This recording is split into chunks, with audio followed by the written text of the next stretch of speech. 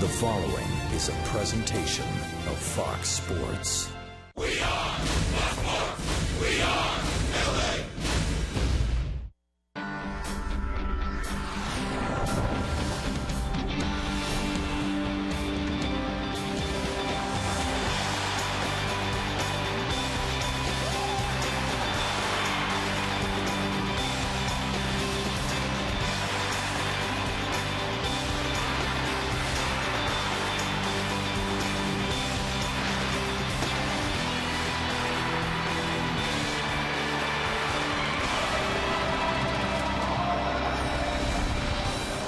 The weather has turned hot, mid-80s here at the Big A as the Angels go for their second three-game sweep of the year. It's the finale of the series against the visiting Oakland Athletics.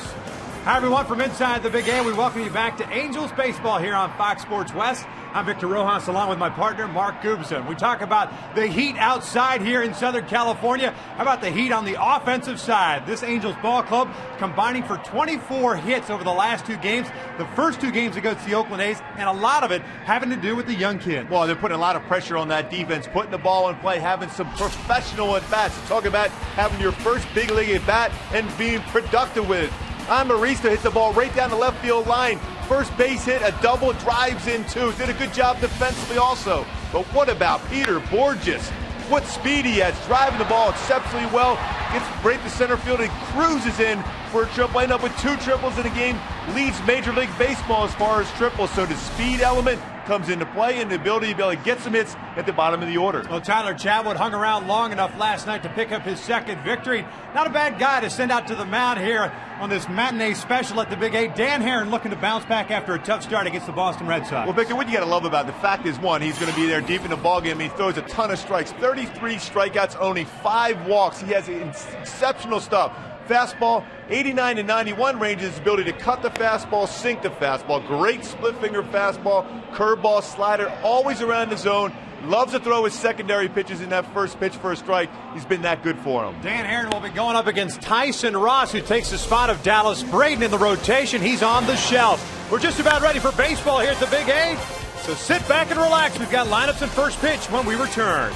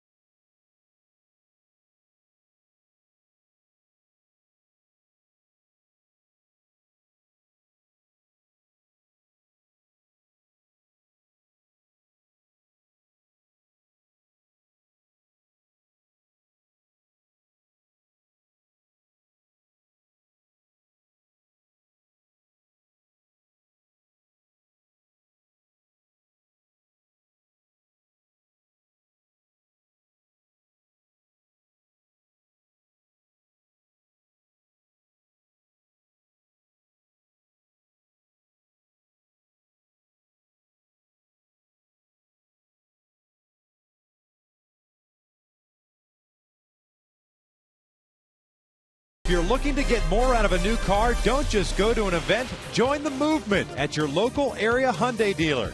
By Shakey's Pizza. Win a pizza party for 10. Go to Shakey's.com.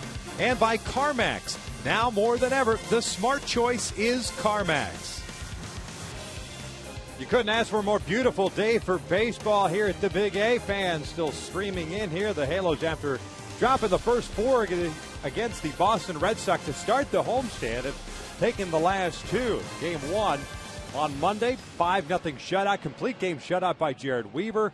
And then, of course, last night, the 16-hit barrage, the 8-3 victory, as Tyler Chatwood notched his second win, and Brandon McCarthy took his second loss. Dan Herron against Tyson Ross here this evening, or this early evening, I should say. You see the Angels sporting their all-white uniforms, taking the field. And we'll take a look at the lineup for Bob Guerin and the Oakland Athletics. 2 games under 500 at 11-13 on the year. Have David DeJesus leading things off. Coco Crisp pulled after coming out with a strained quad. He is not in the lineup today. He will be on the shelf for a couple of days. Derek Barton is at first base. Connor Jackson in left field. Hideki Matsui, the cleanup hitter, in the DH. Mark Ellis jumps up to the 5-hole. He's the second baseman. Ryan Sweeney gets to start in center. Landon Powell gets to start behind the plate. Kurt Suzuki not in the lineup today. Kevin Kuzmanoff back at third. Cliff Pennington is playing shortstop and batting ninth. That's starting 9 for the A's, taking on Dan Herron, who comes in with a 4-1 mark and a 1.46 ERA. Boy, that ability to throw that first pitch strike, so important for Dan Herron. It's been outstanding so far. 33 strikeouts with just 5 walks. He had that 5 walks and only 23 hits allowed in 37 innings pitched. That tells you how good he's been this year, using that fastball, but finishing off with that split-finger fastball, and his slider has been great. Let's take a look at the Home Depot doing more on defense behind Dan Herron. You've got Wells, Borges, and Hunter from left to right in the outfield. In the infield, it's Cayasco, Ibar, Amarista, and Kendrick from third to first. Hank Conger back behind the plate. Big thing, Hank Conger getting that first started with Dan Herron on the hill. Dan Herron's been working almost exclusively with Jeff Mathis behind the plate. Good opportunity for Hank Conger not only to get a feel for Dan Herron as far as where he wants to pitch the ball, but also keeps that bat in the lineup. Hank was in the lineup last night, caught Tyler Chatwood's 5 1/3 innings. Tyler giving up 3 runs on 5 hits, walking 4 and striking out 1. The command was not there, although the stuff was for Tyler. But good enough to pick up a W, and that's all you can ask for. The Angels roll into this one with a 14-10 mark, a half game back of the division-leading Texas Rangers. They'll be taking on the Toronto Blue Jays later on tonight at Rangers Ballpark down in Texas. David DeJesus to lead things off here. He's the right fielder. He was 0 for 3 last night, including a walk at .231 average, no home runs, 8 runs batted in. And Herron's first pitch is a strike on the outside corner.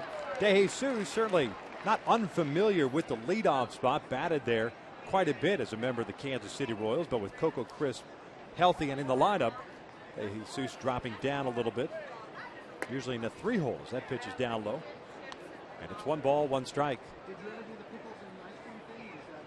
It's just fun to watch how Dan Herron sets up the hitters.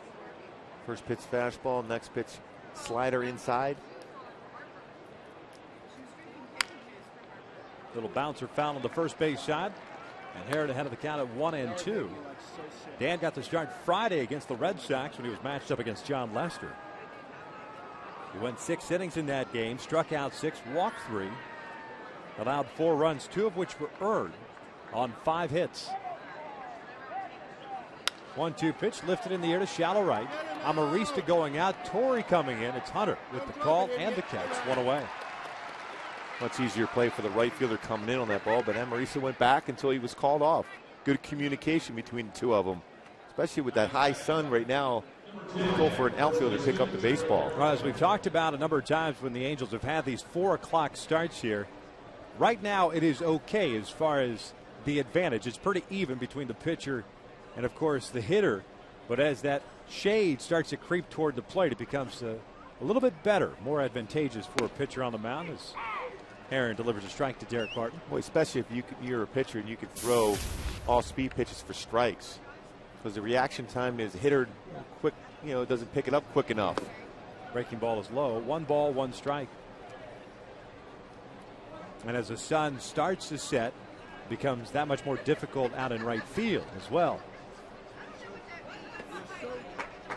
Herron at 2 balls and a strike here on DARIC Barton, who came on yesterday as a pinch runner for Coco Crisp in the 3rd inning.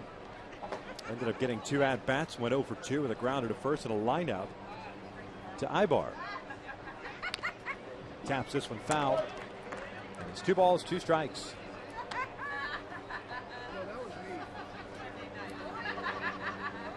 The Halos with their victory last night, now at even 500 here at home. 8-4 out on the road. 2-2 pitches upstairs, full count. It's a travel day tomorrow for the Angels. Heading back out east to St. Petersburg, Florida. 3 against the Rays beginning on Friday night. Here's a 3-2 to Barton. He lifts a pop-up. In the middle of the infield, Amarista. It's called off by Eric Ibar. And makes the catch just in front of Amarista, showing the young man, listen, I'm a veteran. I'm going to take charge, even if I catch the ball in the spot you were standing in. It's a backup plan. He was waiting just in case it deflected off his glove. 2 outs here to start the first. A couple of pop-ups for Herron. One thing about Dan Herron, he's a good strikeout pitcher. We mentioned that with 33 and 37 innings pitched, but also more of a fly ball pitcher. So you're going to see a lot of pop-ups out in front of that split finger fastball or his breaking pitch. Connor Jackson lines the first pitch out toward right center field. Peter Borges, terrific first step again for Borges. And Dan Herron has himself a 1-2-3 inning. We're at the bottom of the first. Angels coming up scoreless.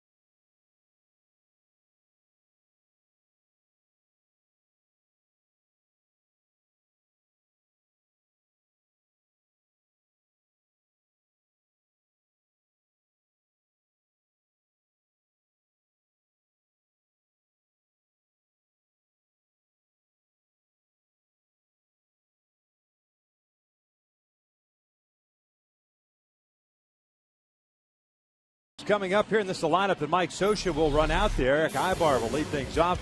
Pretty much the same lineup that Mike had out there last night. Bobby Abreu DH, Torrey Hunter's in right, Vernon Wells in left, Alberto Callasco at third base, Howie Kendrick at first, Hank Conger doing the catching, Peter Borges batting 8th, playing center field, and Alexi Amarista made his major league debut last night, is batting 9th and playing second base. At starting 9, taking on the 23-year-old from Oakland, California, by the name of Tyson Ross. Tyson Ross, the guy with a power sinker, 91, 95 range, very good slider and a changeup. But his big thing, deceptive delivery. Not a lot of usage of his lower part of his body. It's all arm with him.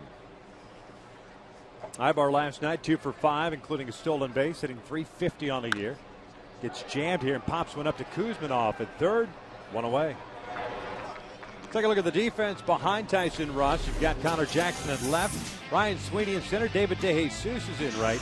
In the infield, alphabet soup on the left side. Kuzmanov at third, Pennington at short, Ellis is at second, Barton at first, Landon Powell getting his first start of the series. And Ryan Sweeney, guy we've seen left field, we've seen a right field and center field. Probably their strongest arm they have as far as an outfielder for Oakland. Being able to say that's the one guy who charges the ball very well. More apt not to try to take an extra base necessarily against him. Bobby steps to the plate, 1 for 4 last night, and takes a strike. Abreu picking up a couple of walks. Overall hitting .244, 1 home run, 7 runs batted in. The 0-1 pitch. Inside with a fastball. And the count is even at 1 ball, 1 strike. It's the veteran Tim Timmons calling the balls and strikes tonight. Jeff Kellogg is at first. He's the crew chief. Eric Cooper at second. Mark Carlson over at third. That pitch just off the plate. It's 2 balls and 1 strike. Mentioned Tyson Ross getting the spot start in the rotation while Dallas Braden is on the shelf due to tightness in his throwing shoulder. Bobby hits one out toward left field. Connor Jackson breaking back into his right, puts it away. 2 outs. 2 outs, bases clear for Torrey Hunter. Why not eat some ice cream on a warm afternoon? Although, especially when you drop it, you just, yeah. The afternoon of eating ice cream is now over, officially.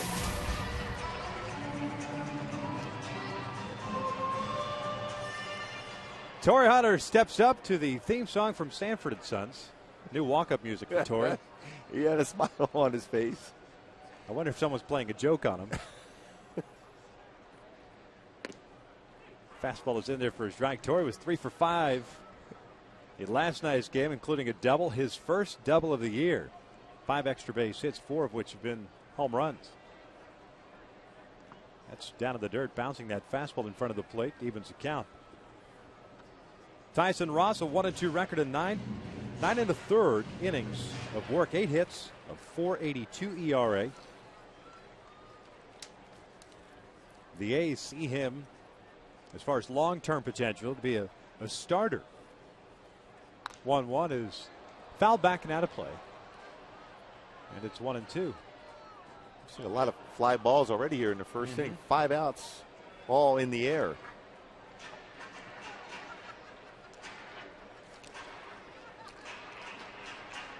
Ross's first 3 appearances this year against the White Sox and 2 against Detroit were all in relief.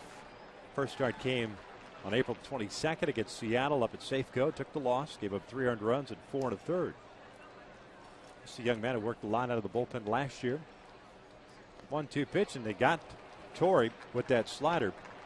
And Ross has himself a 1-2-3 inning. 1 in the books here at the Big A. We have no score.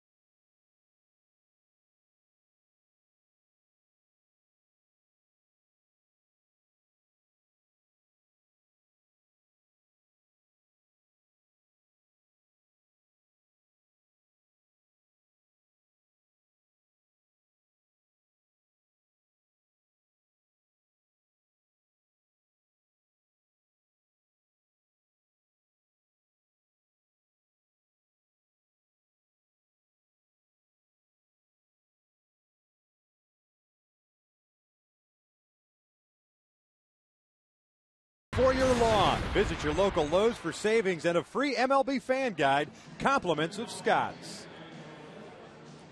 Top of the second, no score. Hideki Matsui to lead things off here for the Oakland A's. Both starters accomplishing what they wanted to accomplish in the first inning, a 1-2-3 inning. Very clean innings, a lot of pop flies, as you mentioned, Goob. And Ross picking up the first strikeout of the game, getting Torrey on that pretty good slider. Matsui, Ellis, and Sweeney for Oakland here in the second. Hideki was 1 for 4 yesterday with a base hit as that fastball is upstairs. 1 ball, no strikes. Overall, Matsui hitting .253. Couple of home runs, 12 runs batted in. 6 doubles. No triples yet. Down and in. 2 balls, no strikes. Might be able to sneak 1 or 2 with them in Oakland this season. It's the ballpark to do it in. Yep. Especially when it comes football time. That outfield grass, it's not easy to be able to pick that ball up. Breaking ball catches the inside corner, 2-1. Dan Herron going with the clean shaven look. Well, almost. Relatively speaking. 2-1 pitch. That's down and in. 3 balls and a strike.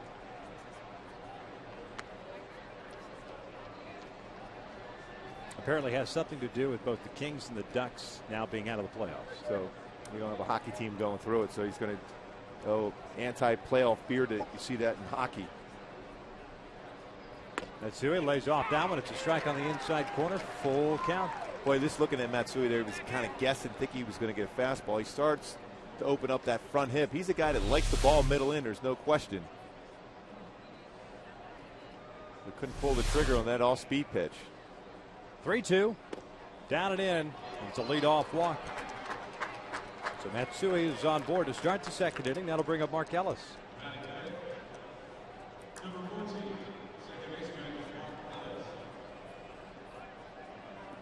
Ellis was 0 for 4 in last night's game. His average now 198. No home runs, 5 runs batted in.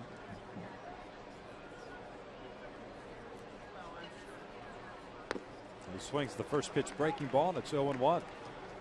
Ellis off to a slow start this year, now in an 0 for 16 stretch. He's 2 at-bats away from his longest hitless streak of his career, which was back in 08.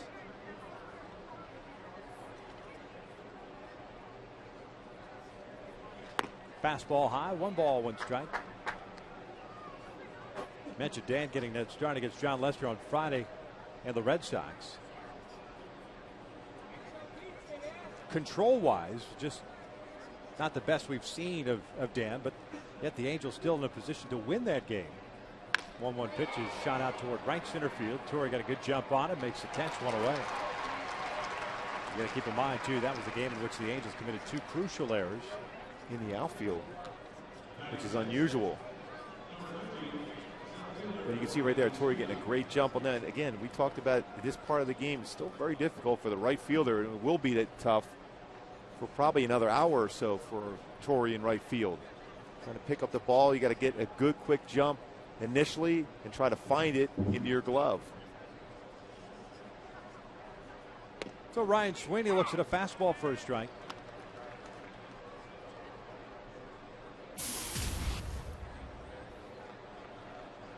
Sweeney went 0 for 3 last night. His average at .217. 1 RBI. Down and in. 1 ball, 1 strike. And with Matsui at first base, Howie plays behind him there, especially with a left-handed batter at the plate. Very important you get that extra step. Take away that hole between first and second you normally have with a base runner there. This one rolled over to first. Howie flips on to second base. They get the lead runner back to first in time. 3-6-3 goes to double play. Sweeney did that last night, his first at bat. We head to the bottom of the second, still scoreless.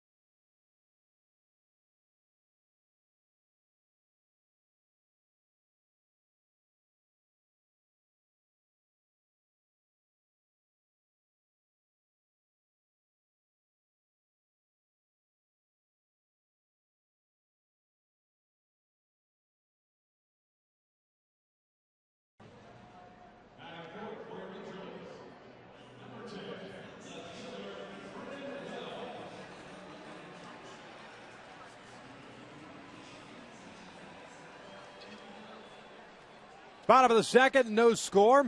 Vernon Wells to lead things off here, followed by Alberto Callaspo, then Howie Kendrick.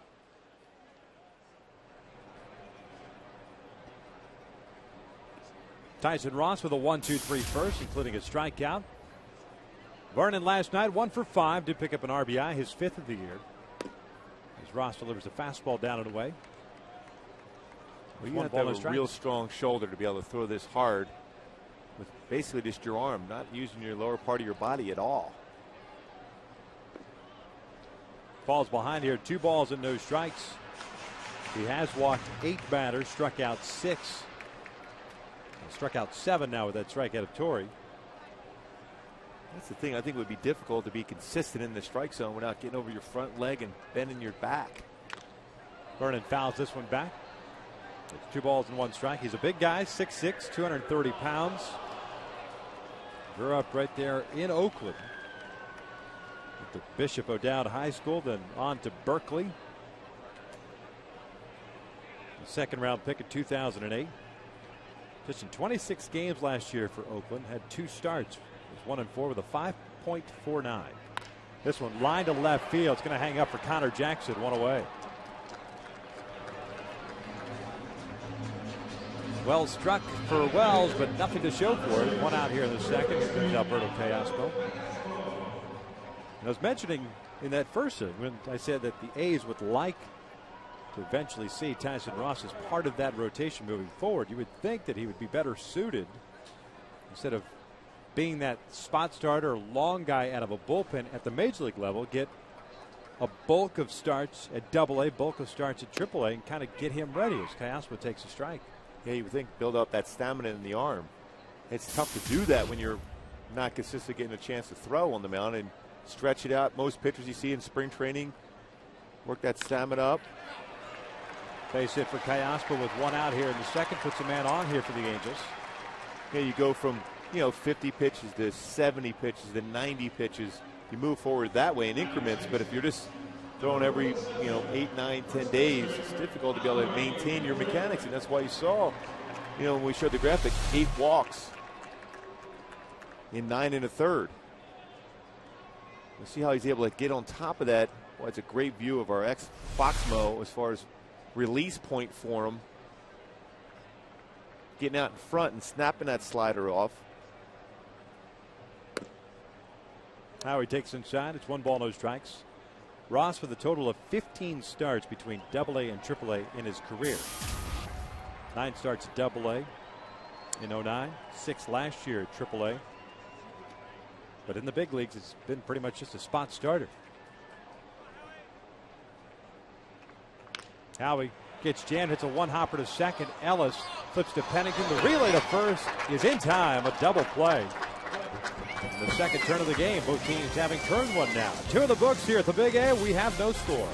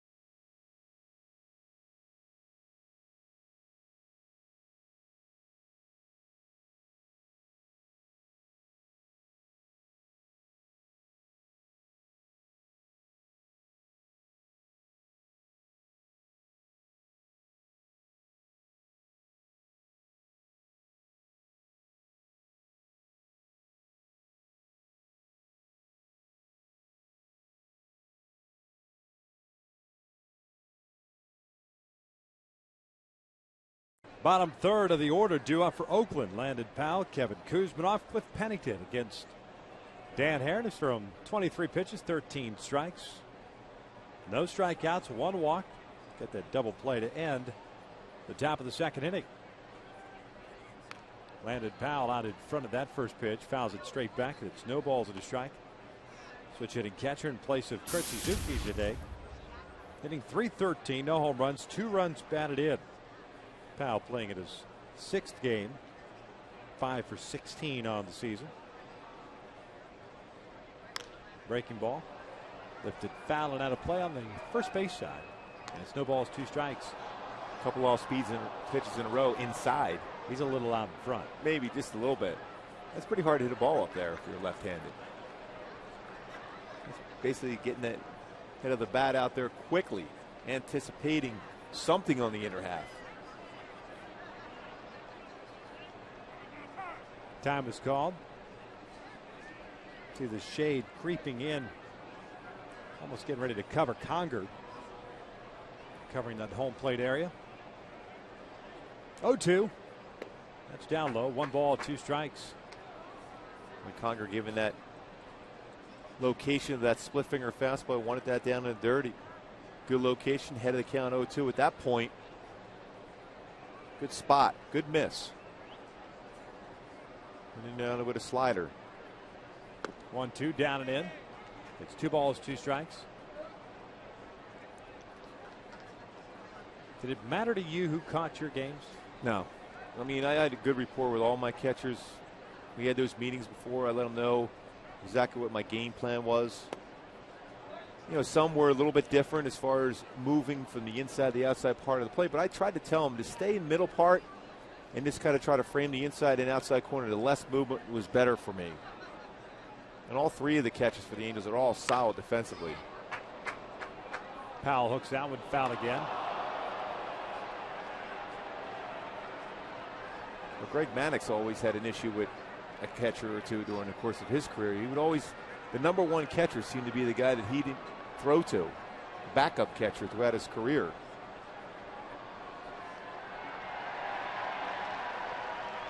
Then 3-2 on its way. Powell rolls this one foul at the first base line.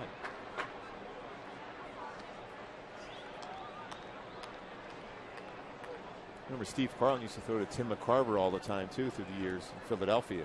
And even in St. Louis when he was a member of the Cardinals.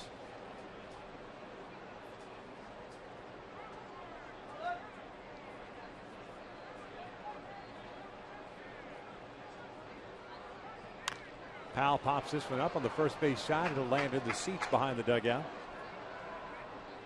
Eddie Perez was a longtime catcher for Greg Maddux in Atlanta. Well, did we see that with A.J. Burnett, who didn't like to throw to Jorge Posada in New York also? Allegedly. Yeah. What a great word. He could throw it around anywhere. Yes. Allegedly. Powell takes up high and he works a walk. Second leadoff walk issued by Dan Herron. Angel fans, log on to foxsportswest.com/Angels for all the latest team news.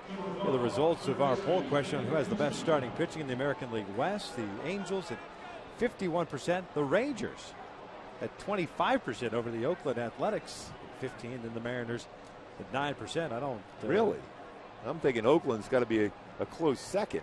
Yeah, there shouldn't be that much of a separation between first and second. This one off the end of the bat, off the glove of Howie. He throws to first, and he throws it wildly off the screen. Nobody advances. Well, it went from a potential double play opportunity, goes to an error, and 2 men on for Oakland.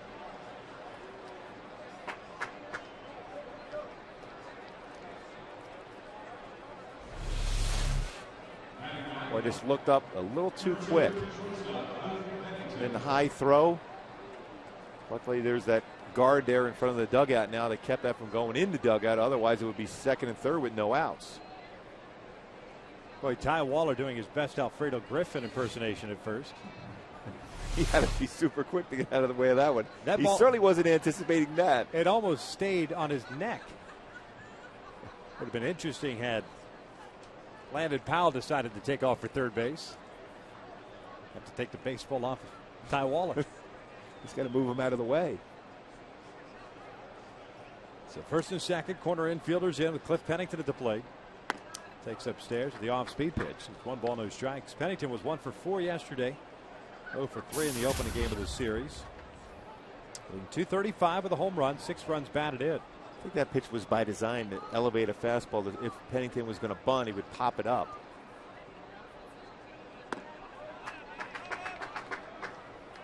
And Herron falls behind at 2 balls and no strikes.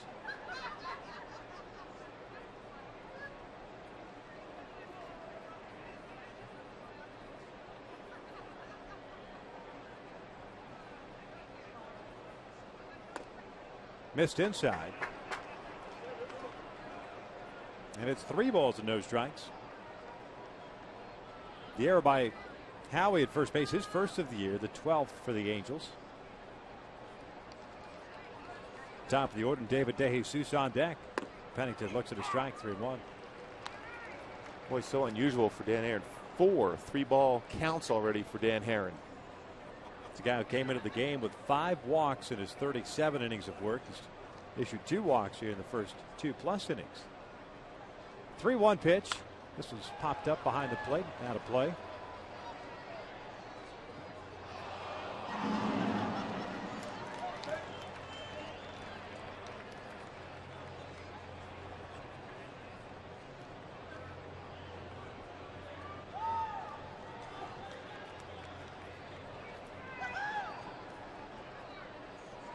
So we've gone from 3-0 to 3-2. Landon Powell at second. Kuzman off at first. This one lined foul. First base side. Pennington is not a guy, at least that we have seen throughout his brief career, that's going to drive the ball the opposite way, looking to turn and jerk the ball into right field. I was thinking that good sinking fastball outer half would be a very effective pitch. This one's fouled off to the left. Especially when you've shown off speed in. So then you try to sink it, get on top of that pitch. 80 to 88, 89, work it down and away.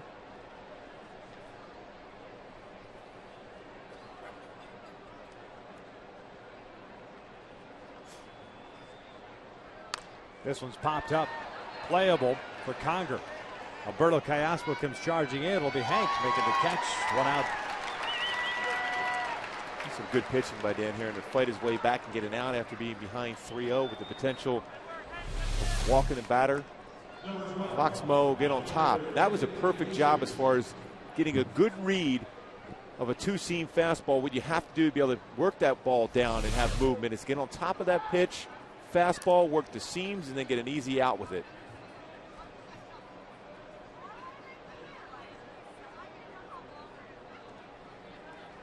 So here's DeJesus with 2 on, 1 out. First pitch swinging, comes up empty. Perfect pitch underneath the hands. No balls and a strike. DeJesus 0 for 1. Hit a fly ball to right field his first time up. Leading off the game.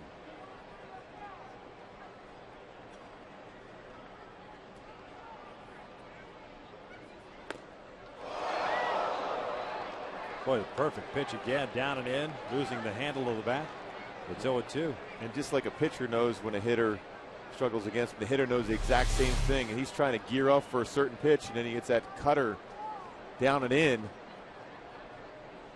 Well, he couldn't get the bat head out. He couldn't hold on to the bat. It was such a good, effective pitch because he read fastball. See, a cut fastball is like a bad fastball. The hitter reads that, starts the bat head through, but then all of a sudden that cut actually gets underneath the hands. 0-2, and it hit him. So the bases are loaded now for DARIC BARTON.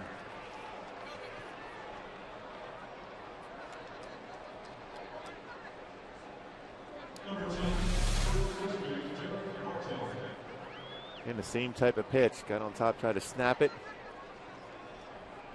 Right on the heel. That scenario right now, if you're a pitcher, you want that ground ball right back to you.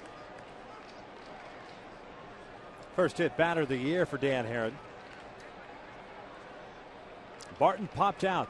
Derek Ibar's first time up. First pitch fastball up and away. It's 1 ball, no strikes. Oakland this year. 190 average with the bases loaded.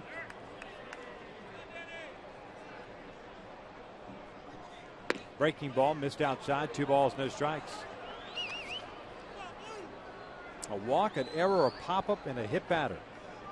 Mike Butcher's going to come out quickly to pay a visit. 46 pitches for Dan Haren. A couple of at-bats in which they were prolonged because of a lot of foul balls.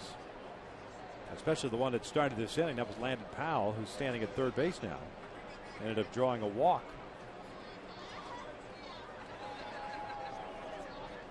I mean, 23 pitches thrown this inning alone for Dan Haren. He had one of those innings in his last start against the Boston Red Sox.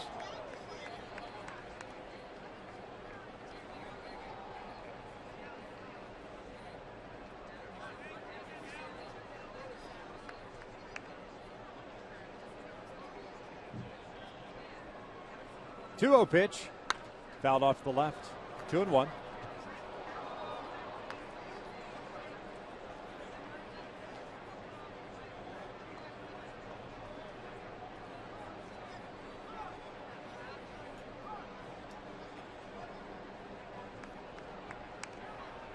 And a 2-1. This one out towards shallow left. Vernon is there. Powell is tagging from third. The throw goes to third base, and Oakland's on top 1-0. Sac fly for Derek Barton. He picks up his 5th RBI. And there are 2 outs. Well, I think the bottom line is in a scenario where bases loaded, you're trying to limit the damage, and he goes after him, challenges them with a fastball. See location right now, and Barton did a nice job of keeping his hands through and is looking to hit the ball the other way. Gets the fly ball. It was elevated enough for him to be able to hit the ball in the air and get the job done for Oakland.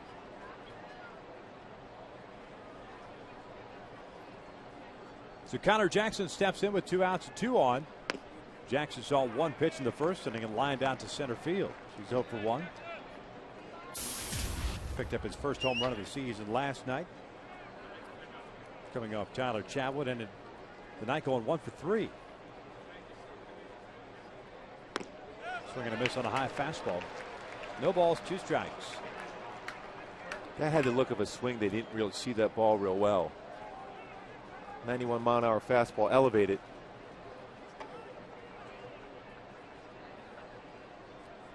All of a sudden now you do have the shadows into effect, and that's when it's good to elevate some fastball, less time to react.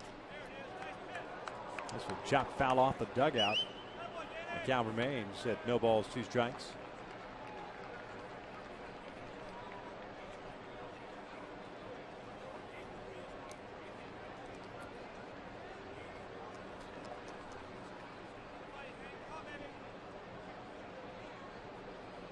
Breaking ball, missing low. 1 ball, 2 strikes. That's a good setup pitch right now. He didn't swing at that breaking pitch away, but now it's a perfect time to spot that fastball, the same plane, same area of that plate. He will more than likely take that pitch because he's going to be beaten on it. This one out towards center. Borges going back on it. Got to be. Puts it away. That will end the inning, but Oakland strikes first. They get a run on no hits. 1 error, 2 left on. We head to the bottom of the 3rd. A's lead at 1-0.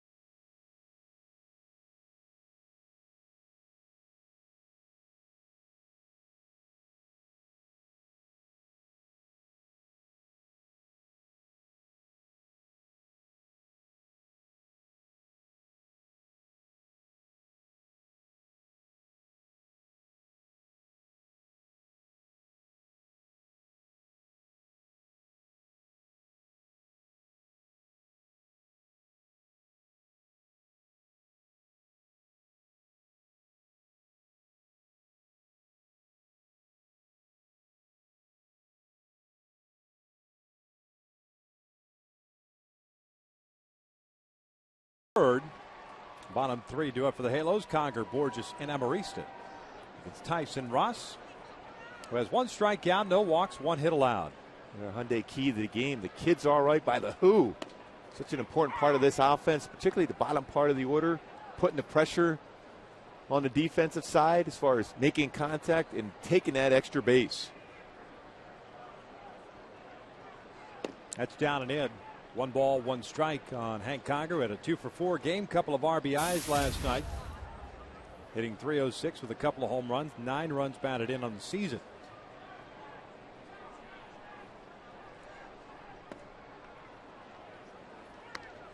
Well, a good sign. He's tracking that pitch pretty well, Conger is.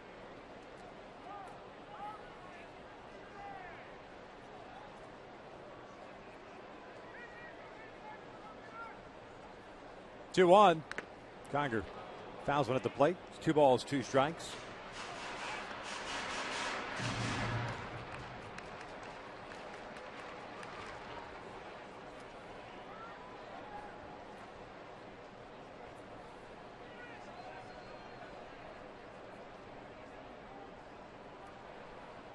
And a 2-2 from Ross. This one chopped over to second.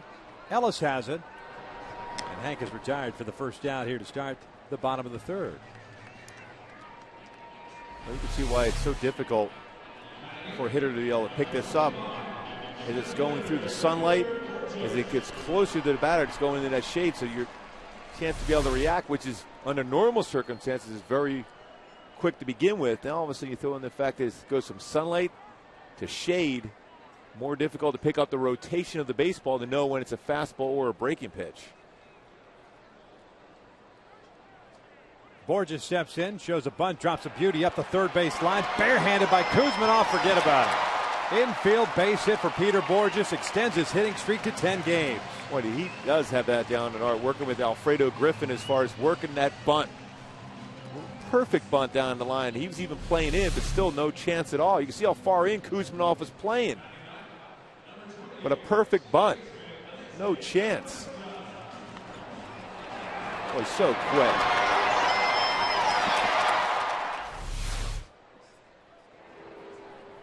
Tyson Ross pretty quick to the plate, though. His times the home are right around 1-2, which is very good. Way above average as far as times home. Alexi Amarista takes a strike. Made his major league debut last night. First at bat, got a double down the line, picked up a couple of runs batted in. Ended the game going 1 for 3 with 3 runs batted in.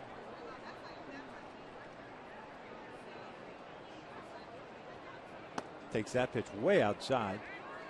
And it's 1 ball, 1 strike. We go back to that at bat for Amarista last night, slicing that double off Brandon McCarthy in the 2nd inning. Boy, pretty impressive swing there on a pretty nice pitch, too. Down and away, good movement. I'm sure the guys had fun with that baseball there for a while before he was able to take that home. Bounces this one over to first. Barton touches first base, and Borges is safe at second. Once Barton applied the foot on the bag at first base, no force out at second, so Pennington forced to apply the tag, but Borges able to get in there. Pretty strong throw from Barton as well. Well, he didn't waste time. He fired out as hard as he could. He knows how fast Borges is. On that knee to knee on that slide, Pennington and Borges, both of them winced a little bit when that contact was made. Remember, Pennington got stepped on yesterday on his non-throwing hand with a cleat in his hand, but back in there again today. Eric Ibar is now at the plate, leadoff man. Swings the first pitch. Bat helicopters down the line. No balls and a strike.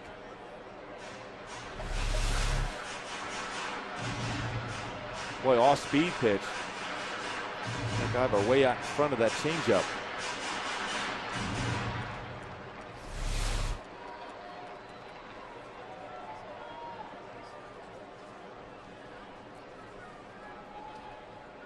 Ibar 0 for 1. He popped down in the first inning.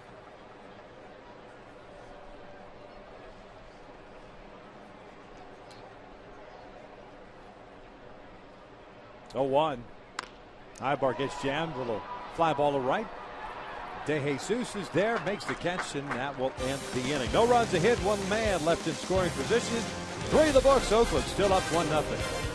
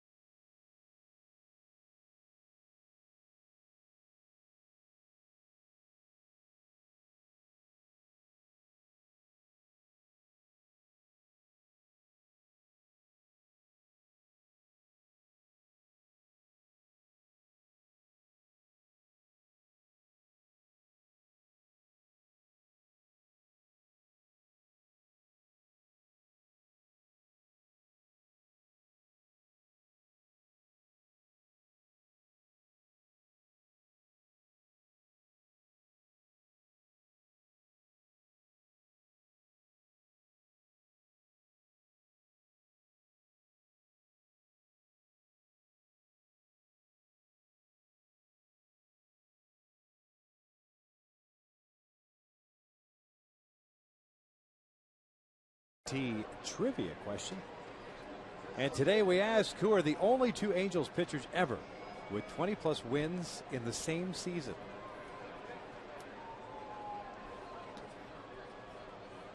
Hideki Matsui leads things off by taking a fastball down low. Matsui, no official at bat for him. He led off the second with a walk.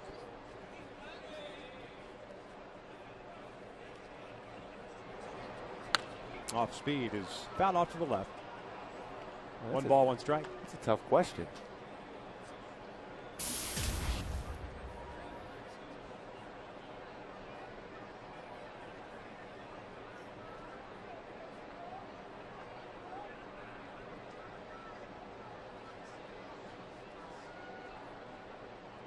One pitch is down low, and it's 2 balls and 1 strike.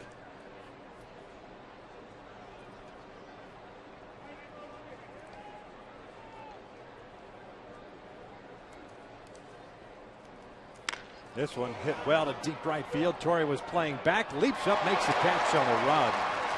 And battling that sunshine. Well struck by Matsui. It's the first out here to start the 4th. That's some kind of play. It almost looked like Torrey was just putting his glove up to just hope the ball went in there, because it's tough to pick up. The ball was hit on the line. Matsui crushed that ball. Threw up the glove, made a nice play. Getting acclimated again to that right field position. Made the move over last season. And solid in right field. Mark Ellis takes a fastball outside. It's 1 ball, no strikes. Ellis hit a fly ball to right field in the second. He's 0 for 1.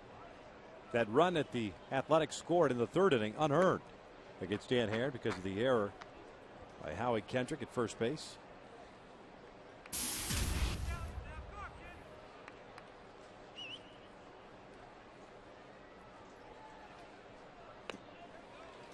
Boy, good pitch there.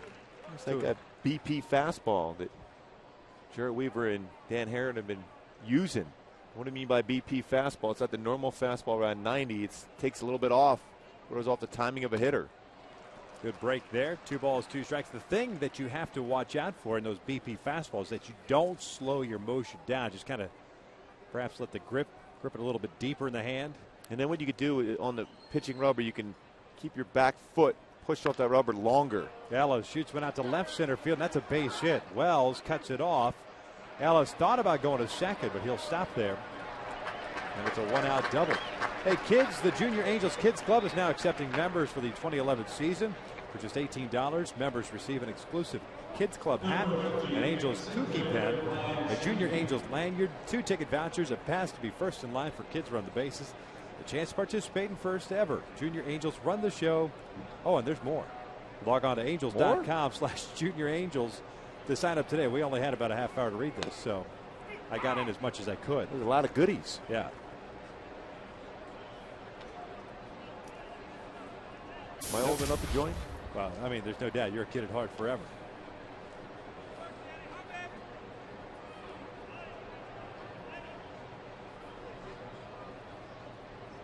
No 1 pitch to Sweeney. Rolls this one foul.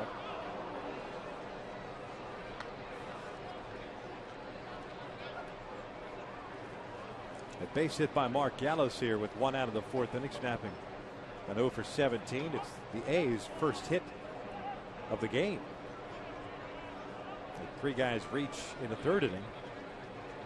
A walk, an error, and a hit batter. Runner goes, swing and a miss, throw down from Conger, and it's not a time. A stolen base for Mark Ellis. His 3rd stolen base on the season. Had a pretty good jump. And picked the right pitch to go on also. So he had a good running start, an all-speed pitch. I tried to sell it as if he applied the tag before it slid by him. A nice effort. Sweeney go down swinging for out number 2. First punch out for Heron. Here's Landon Powell. Drew the leadoff walk, scored the run in the 3rd.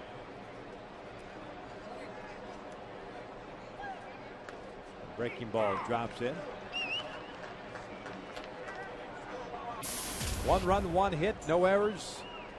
And 2 left on for Oakland. No runs, 2 hits, 1 error. 1 left on for the Angels.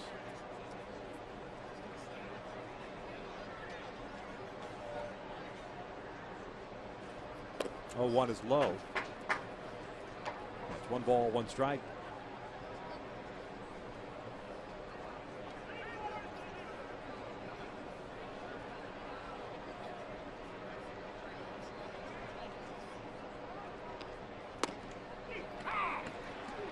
One and 2 now. Powell was a former 1st round pick, 24th overall selection in 2004. And prior to this year, just 87 major league games in his career.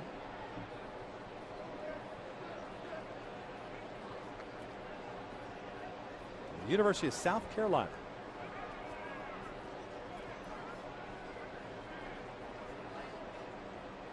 National champs last year, weren't they? I believe you're right. Baseball. 1-2. Just got a piece of that one. Fouls it back. It's one of those high on base percentage guys. Yep.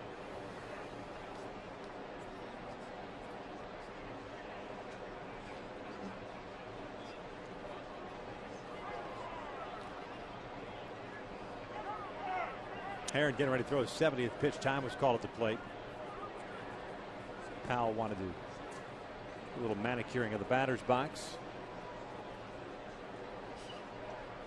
Mark Ellis leads off at second. With 2 outs here in the 4th. Now time is called. Hank and Dan want to get on the same page. Tends to happen. First time out there. Most of your starts have been caught by Jeff Mathis, who's not getting a start today.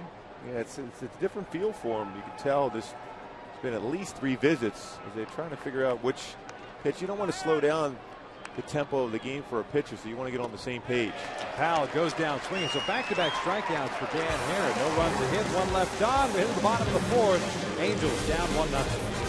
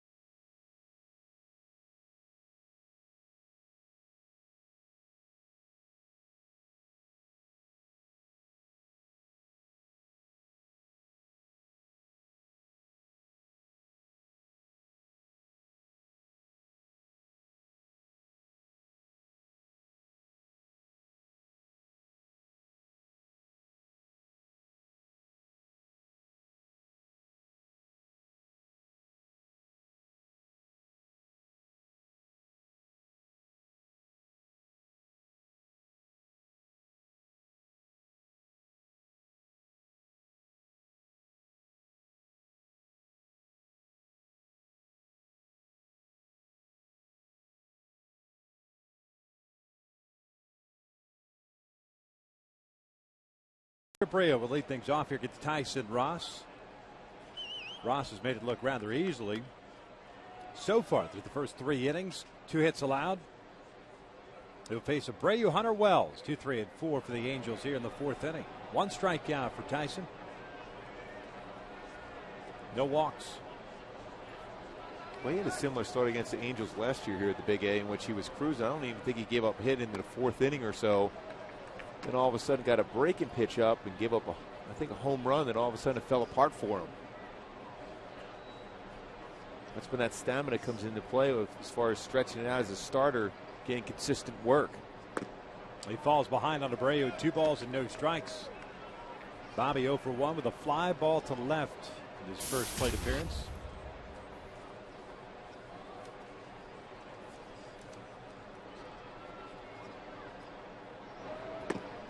Three balls and no strikes.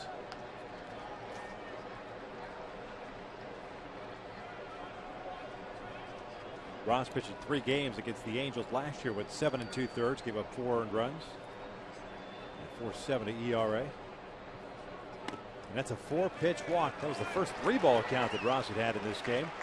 And the leadoff man is on board. Let's go back to our AT&T trivia question for this afternoon, early evening. We're the only 2 Angels pitchers ever with 20-plus wins in the same season. Nolan Ryan and Bill Singer back in 1973. Nolan Ryan. Well, Singer, though, was a pretty solid pitcher himself. All over 1973, aren't we? Last night, Frank Tanana. Good year. I think I just turned 2 that year. Yeah, didn't you? Bobby bluffs as if he were taking off for second base and kind of angry at himself that he had a breaking ball to take off on. That's 5 straight wide ones for Tyson Ross. 1 ball, no strikes on Torrey. A strikeout victim in the first, so he's 0 for 1.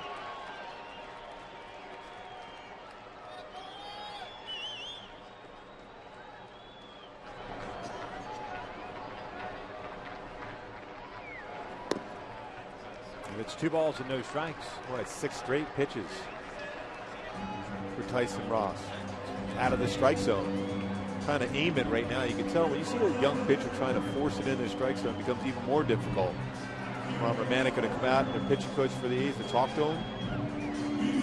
Ron Romanek was a guy that was consistently in the strike zone himself, not overpowering as a pitcher when he was with the Angels, but a guy that threw a lot of strikes.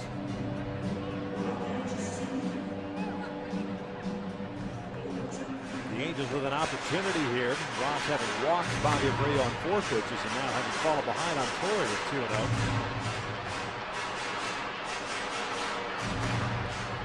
"16 hits last night, 14 of which came against Brandon McCarthy. Season high here at the Big A. Same goes for the 8 runs scored. 2-0 pitch. Torrey grounds one to short. Pennington to Ellis, Wheeler to first, with Town, a double play. And the Angels are hosting a summer concert series presented by SRS Labs in association with Budweiser on select Saturday nights upcoming this summer. You get to choose from Taio Cruz, Dierks Bentley, Ludacris, Mercy Me, and Neo. If you want information on the dates and how to get tickets, all you have to do is log on to angels.com/concerts or just visit the Angels Stadium ticket office. Second double play turned by the Oakland A's in this one as Vernon takes a breaking ball for a strike. Vernon had a good at bat against Ross last time up. Line drive to left field for an out. Chops this one to short. Pennington's got it on 2 big hops. Fires to first just like that. We go from 6 balls to start the inning to no damage whatsoever. 4 in the books. Oakland still leads it.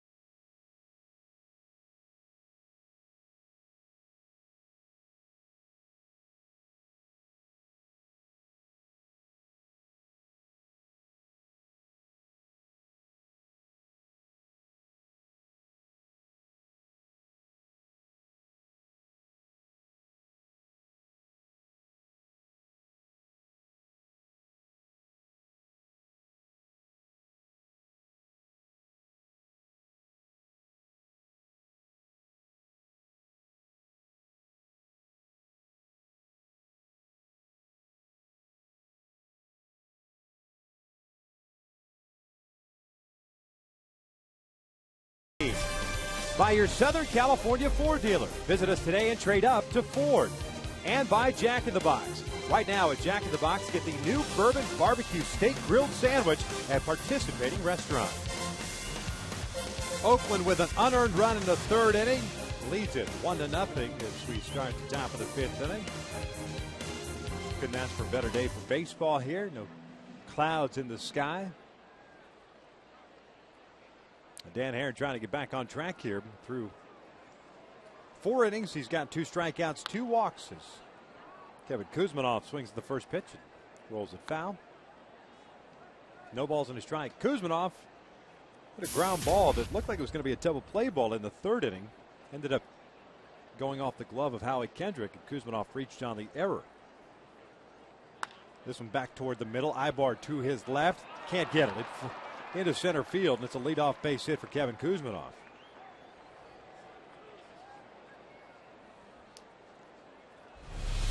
Contrast in styles between Dan Haren and Tyson Ross. A conversation out there between Mike Butcher and Hank Conger. That's when Haren picked up the 2 strikeouts to end the fourth. Yeah, they're trying to get on the same page. Mike Butcher's talking to Haren and Conger about what type of pitches they want to throw as far as getting in there, as far as get that tempo going once again, because we mentioned earlier, Dan Haren is throwing exclusively during the Major League season here with Jeff Mathis, so it's a little different feel for a catcher behind the plate. Cliff Pennington steps in now. The switch hitter takes a curveball for a strike. He popped out to Hank Conger in the third inning. 0 for 1. Well, at the start of this inning, Dan Haren had thrown 71 pitches. Tyson Ross had thrown 38 total pitches. Runner goes, and Pennington flips one out to left field. Vernon is there. 1 out. Kuzminoff heads back to first base. See Bob Guerin send the runners for Oakland in this game early on, trying to take advantage of guys that, you don't pay attention sometimes to guys that are decent runners but not necessarily speed demons. So if you don't pay attention, all you got to do as a pitcher there is hold the ball and just maybe step off just to make sure he's aware of it. Bob Guerin seemed to be yelling something out toward Tim Timmons, a home plate umpire.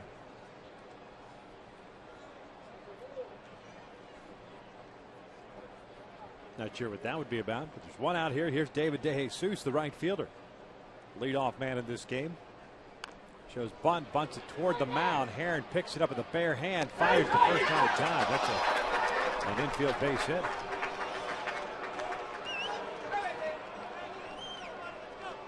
Jesus, not a lot of success against Dan Haren throughout his career. Tried to work that bunt. Pretty good position to get that bunt down.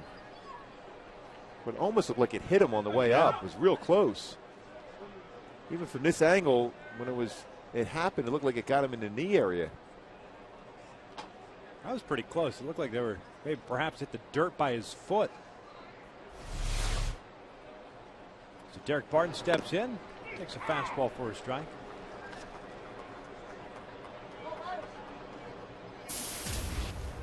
Barton's popped out, had a sacrifice fly in the third inning, picking up his 5th run batted in. Kuzminoff at second, DeJesus at first. Upstairs. 1 ball, 1 strike.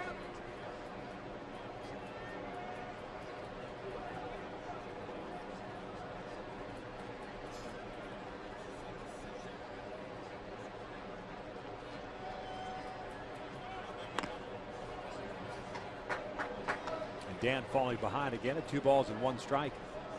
Outfield pretty much straight away against Derek Barton.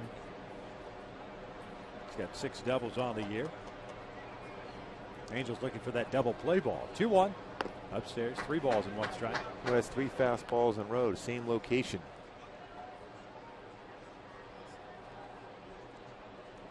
Try to make an adjustment.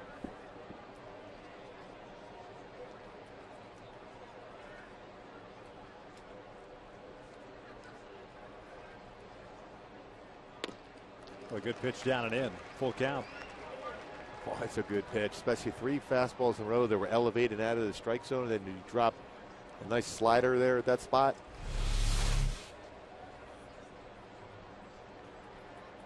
Well, it's 5 full counts so far for Dan Haren. early in the game here. Runners go, and this one bounced up the first base line. Nice play by Howie Kendrick, robbing Barton of extra bases and keeping this game at 1-0 as he records the second out of the inning. Again, movement by the runners, but really a nice play by Howie. That's a tough hop also.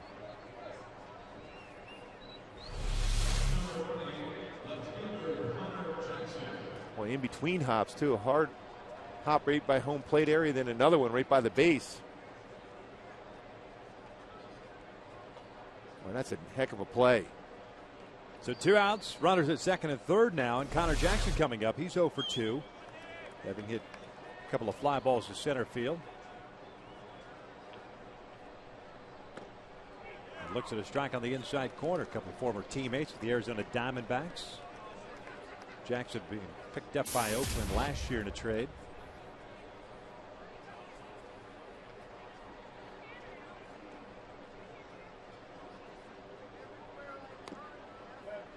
Count is even at 1 ball, 1 strike. Jackson also a Berkeley guy like Tyson Ross.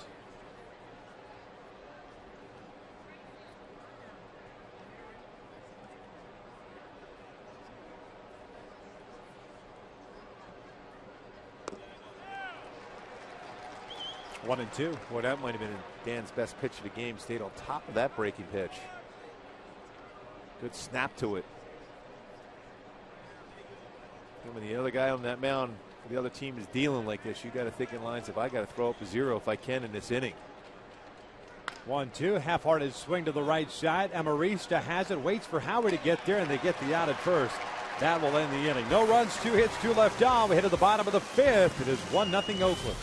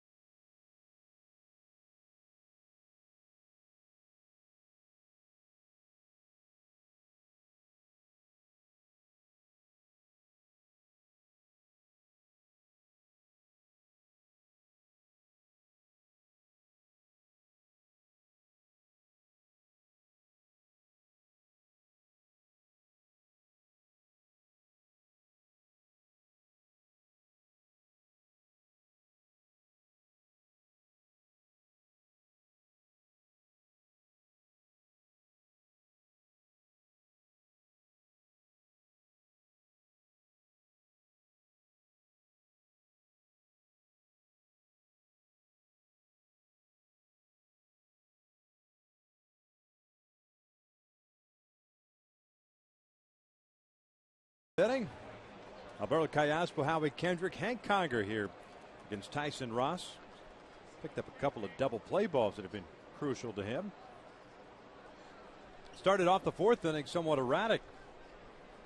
4-pitch walk to Bobby Abreu. Fell behind on Torrey Hunter. 2 balls and no strikes, but then induced the double play off the bat of Torrey, and then got Vernon to ground out to short.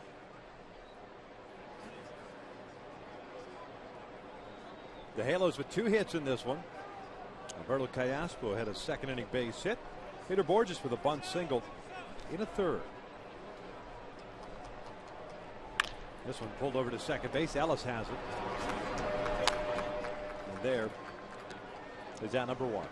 The crazy haired troll dolls are back on Saturday, May the 7th. The Angels are hosting the Cleveland Indians at 6:05. And all kids 2 to 18 in attendance will receive the Angels troll courtesy of Haichu.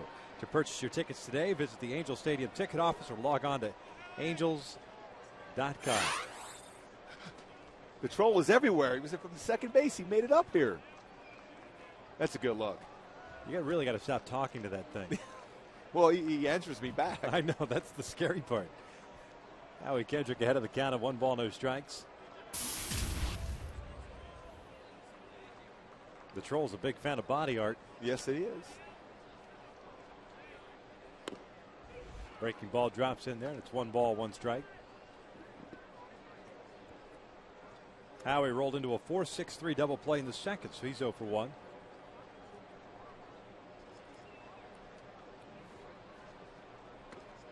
That pitch missed outside. Tried to get the breaking ball in there. 2-1.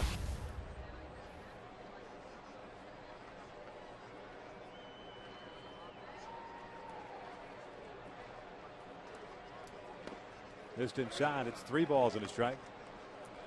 Well, again, when you're facing a tough sinker ball pitcher like this, power sinker that is, you try to get him to elevate. He threw some pitches that were up against Vernon when he walked him and fell behind against Torrey. Then Torrey a little bit over aggressive on that first pitch after 6 straight wide ones. 3-1 lifted in the air down the right field line. Ellis cutting over. De Jesus coming on. And Ellis will make the basket catch at foul territory. For out number 2, DARIC Barton decided to watch the whole thing from the infield dirt. He was directing traffic. Yes, he was. Mark Ellis, he was playing up the middle. Eric Martin said, hey, go get it. That's a pretty good play. Yep. They cover a ton of ground for Mark Ellis. Nice job. So 2 outs here to start the 5th, and here comes Hank Conger. He grounded out to Ellis his first time up.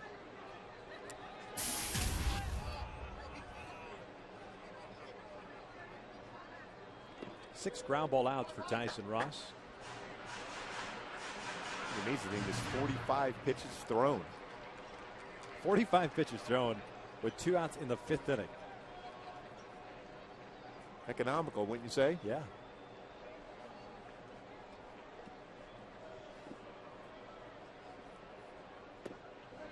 Check swing. They wanted appeal. He went around, says Mark Carlson. And it's 1 ball, 1 strike. It also says you got late life on your pitches down there. Big swing and a miss on the breaking ball. And it's 1-2. Because even when he has allowed the Angels to get into hitters counts, just like that ground ball double play off the bat of Torrey, there's enough movement on that pitch. It looks good right from the hand, but all of a sudden drops out of the zone as Hank goes down swinging. Second strikeout for Tyson Ross. The Angels go down in order again. 5 of the books. Oakland still up 1-0.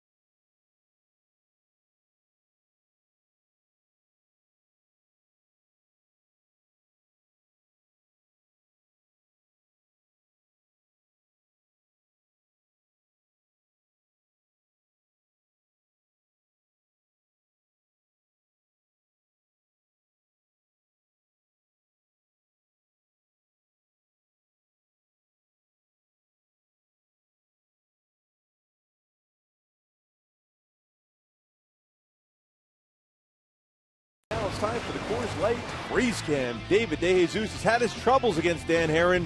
Well, it's even harder to hit that ball when you don't have the bat anymore. Coming in the game just 1 for 16 against Herron. Let's go with the bat. And that was our Coors Light Freeze Cam, brought to you by Frost Brewed Coors Light. Eric Ibar had one of those against Tyson Ross in his third inning at bat. 1-0 Oakland to start the sixth inning. Hideki Matsui, Mark Ellis, Ryan Sweeney. The scheduled 3 guys against Dan Herron, who's thrown 86 pitches. This is the third time that Matsui has led off an inning against Herron. Did so in the second and fourth innings as well. Matsui 0 for 1 with a walk into second. And then drove one out to deep right field. Torrey making a nice running catch onto the warning track.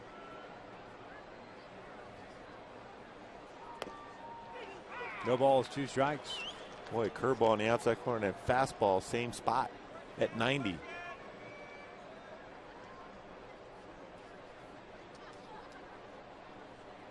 Split finger fastball. Trying to get him to chase, and it's 1 ball, 2 strikes. Hasn't had consistent command of that split finger fastball so far there, but still has a chance. He's done a nice job. He's allowed only 3 hits here into the 6th inning, 1 run unearned.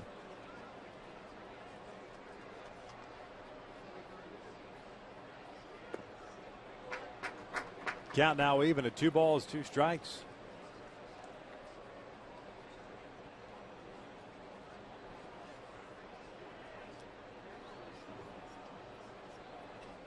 Maurice down in shallow right field. Ibar shading Matsui toward the middle.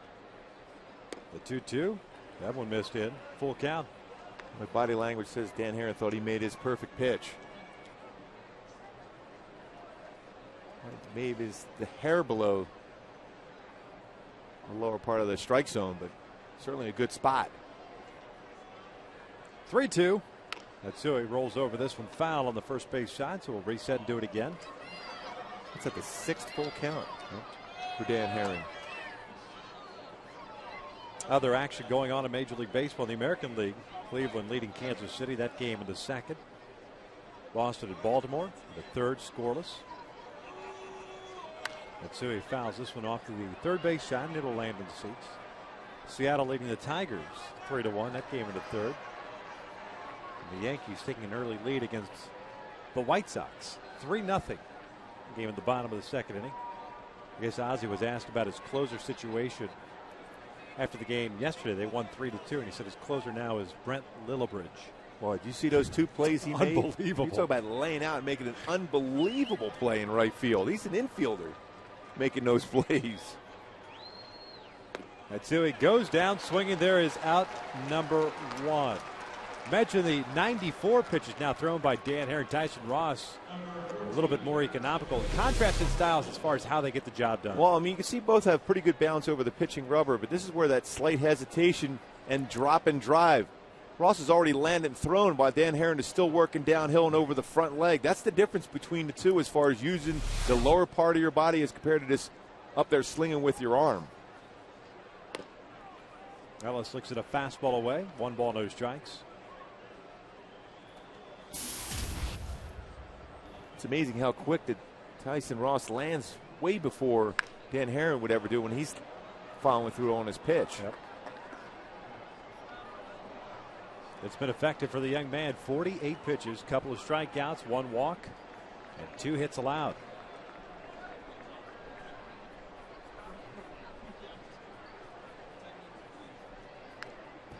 Ellis fouling this one back, and it's 1 ball, 2 strikes. This being the longest outing of the year for Tyson Ross. He did go in 1 spring training game. Actually, his last one went 5 2/3. You keep the pitch count down low. Doesn't matter. Doesn't matter. That's the thing when you have a guy that spot starter. You want to try to work the count, get the pitch count up as quick as possible, and get through their bullpen. But when you're only averaging around 9 pitches an inning. Another full count. That's 7. Yeah, more times than not, you see pitch counts go up because of the strikeouts. Pitch count has gone up quite a bit because of the full counts. He gets a strikeout. Back-to-back punch outs for Dan Herron. 2 outs here in the 6th. Strikeout number 4 for Dan to go with the 2 walks. Ellis now 1 for 3. With a good balance over the front leg. More of a cut fastball. Well, you can see how the bat out in front, he thinks the fastball. Again, hitters see a cut fastball as a bad fastball, a hittable one, then all of a sudden that slight break gets him out. Sweeney hits one out toward left center field. Peter Borges back into his right. He's there, makes the catch. Then it's a 1-2-3 inning for Dan Herron. We head to the bottom of the 6th inning. Angels still down 1-0.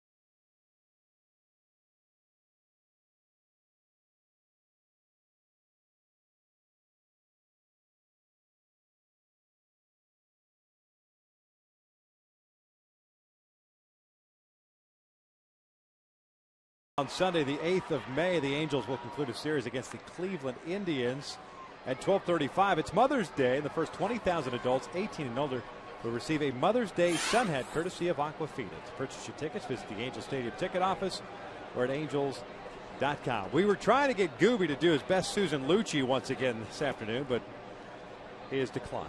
Well, All My Children has been canceled, so I figured in her honor I wouldn't put it on tonight. Well, he's a smart man.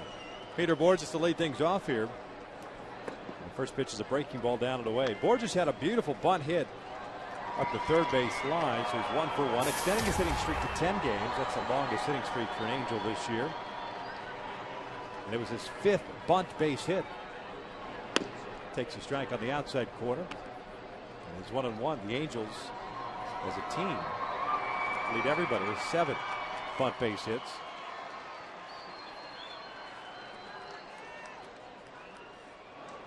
That's down low.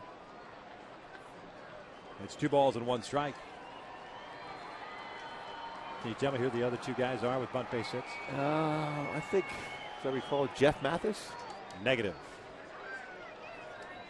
Someone slightly larger. 2-1. Oh, almost hit him. Mark Trumbo got Mark a base Trumbo hit. had one. And Howie. That's funny. I asked Mike Scioscia about that. He goes, he was up there sacrificing. It was such a good sacrifice bunt. He got a base hit out of it. Worked out perfectly. Getting a couple days off right now just to clear the mind, get back to his swing again. –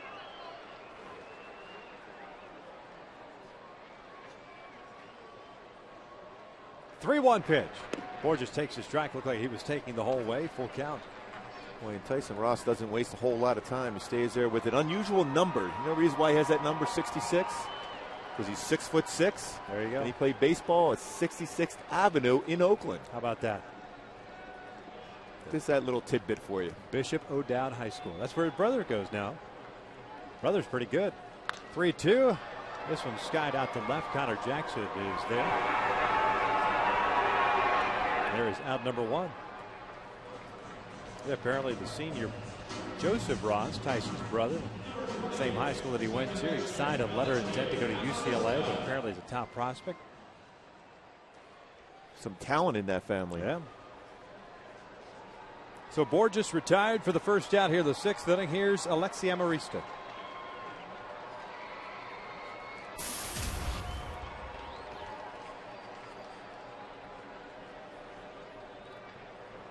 Amarista takes a big hack there and fouls one back.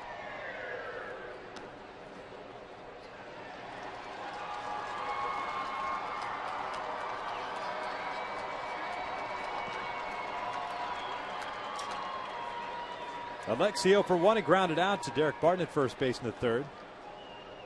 Lifts this one out toward left center field. A base hit. Amarista takes a big turn at first, stops there, and it's a 1-out knock. Well, you like to see what he's doing at the plate. That approach is going down and going the other way with that pitch. You try to hold that. That's a ground ball to second base. Stay with it. Trust your hands.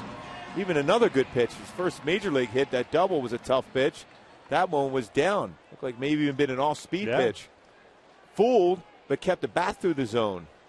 A lot of times you see a hitter, when they're fooled like that, the bat's going through along with the hip. But he kept his bat back and fought it off for a base hit. Can run a little bit, too, at first base. Absolutely. Ibar at the plate, shows bunt, takes that pitch almost off the shin. It's 1 ball, no strikes. Eric is 0 for 2 with a pop up to third and a fly ball to right.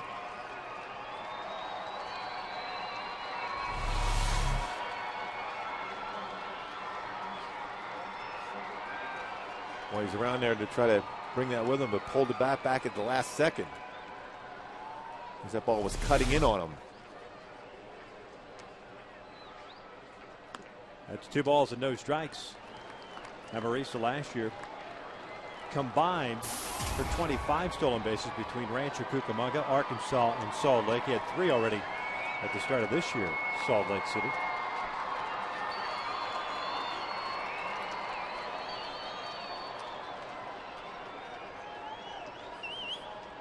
Two-0 pitch.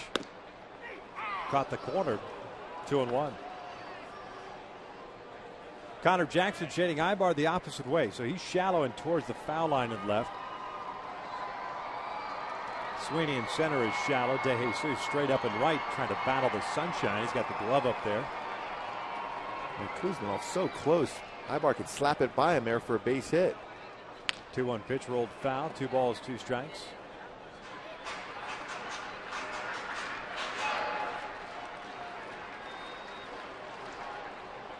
Twelve pitches thrown by Ross here in the 6th inning, and normally that's not that big of a deal, but that's the most pitches he's thrown in any inning in this start. Alfredo Griffin just went over, said something to Alexi Amarista. No throw over yet from Tyson Ross, and Alexi with a pretty good lead over there. Quick throw over, dive back in. And Ross will use the slide step. He's quick to the plate, but if you're a base runner, you can time exactly when he's thrown home. You can get a good jump. If he only holds the ball for 1 or 2 seconds each time, he falls into a pattern. That's what you try to read, and that's what Alfredo relayed the message to Amarista, that maybe at 2 seconds you can go, because that seems to be the same time he's going home with it. Big lead for Amarista. Doesn't go. The 2-2 is rolled foul. Alfredo going to his left, knocking it down. He knew he still had time to make the play, though. A lot more active this year at first base, isn't he? He is.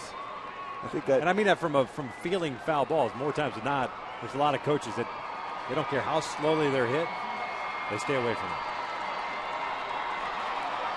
Occasionally that ball hits the hand pretty good, or you look bad when you don't field the ball. That's right. And of course, there's no ragging going on between the coaches either. Quick throw to first. Never. It's never brought up, especially on the bus or the plane. Yeah. Kind of happened last night. As a matter of fact, I found out today Dino Ebel kind of slipped at third base, coach's box. They were kind of goofing on each other, trying to give him a little grief, and all of a sudden, Rob Piccolo in the dugout fell down the steps, trying to field that ball.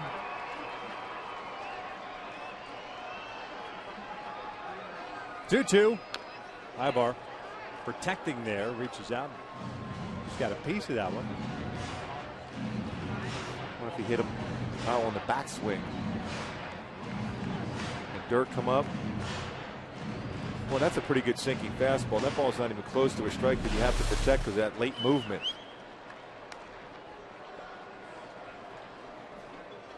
That's just dirt that came up and got Powell. He's all right.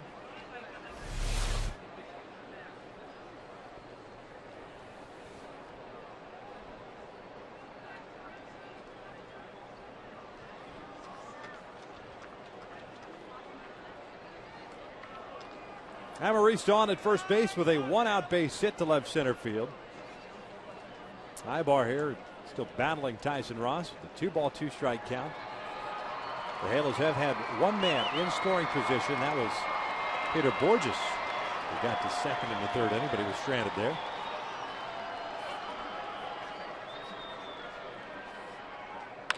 Chopper over the mound. Pennington fields it at the back, throws on to first, and just like that, it's a double play that ends the inning. The third turn by Oakland this afternoon. Through 6, Angels still trailing.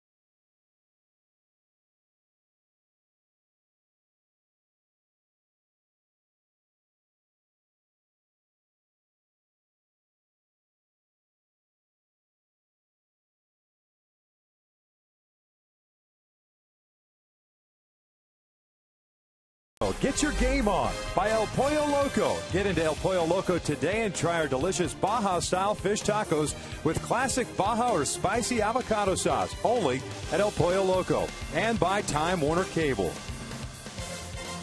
Top of the 7th here at the Big A. Beautiful day down at the Huntington Beach Pier. Gorgeous day here at the ballpark. By the score of 1-0. Dan Herron back out for another inning. He's thrown 101 pitches. He'll face the bottom third of the order. The Angels do have action going in their bullpen. As a matter of fact, left-hander Hisanori Takahashi is the first man up. Herron did have a 1-2-3 6th inning. As Powell rolls over this one to first base, Howie's got it. And there's out number 1. Boy, there had not been that many hard hit balls on either side in this game. Now, whether it's the time of day the game is being played or the fact that both these pitchers have good moving pitches, nothing has been centered real hard at all. And Dan Herron needs these quick type of outs to be able to possibly even work his way into the 8th inning. Certainly going to try to talk his way into the 8th inning if he get through here with a clean 1-2-3 here in the 7th. Kuzminoff swings the first pitch, pops one up down the right field line. Howie and Amarista, and they both run out of room. It's no balls at a strike. Kuzminoff is 1 for 2. Reached on an error in the 3rd inning and singled up the middle in the 5th. Eventually stranded at third base, but that 3rd inning kind of unfolded in an odd fashion against Dan Herron and the Angels. Leadoff walk to Landon Powell. The Kuzminoff error put runners at first and second. And after pop-up, Dan hit David DeJesus to load the bases. And Derek Barton got a sac fly. He was ahead of the count 0-2 when he threw a slider down and in, hit his foot or his heel. So an unearned run in this game, putting the Angels down 1-0.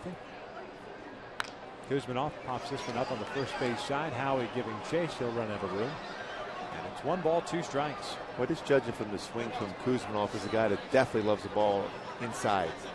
Inner half, pulling off that pitch away.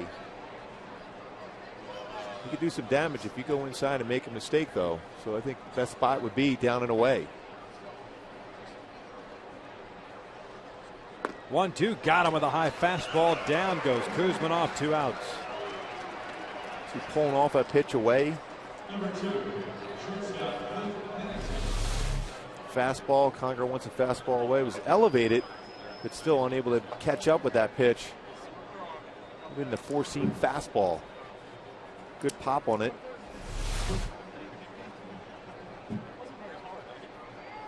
Facing Cliff Pennington now, the shortstop.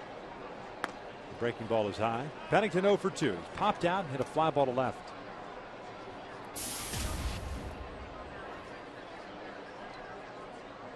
Off-speed pitch, down and in.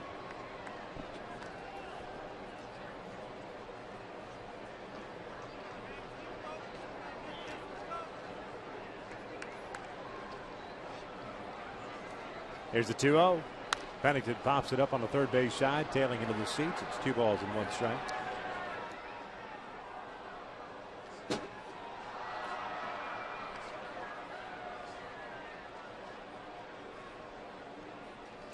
Rich Thompson has joined Hisunori down in the bullpen.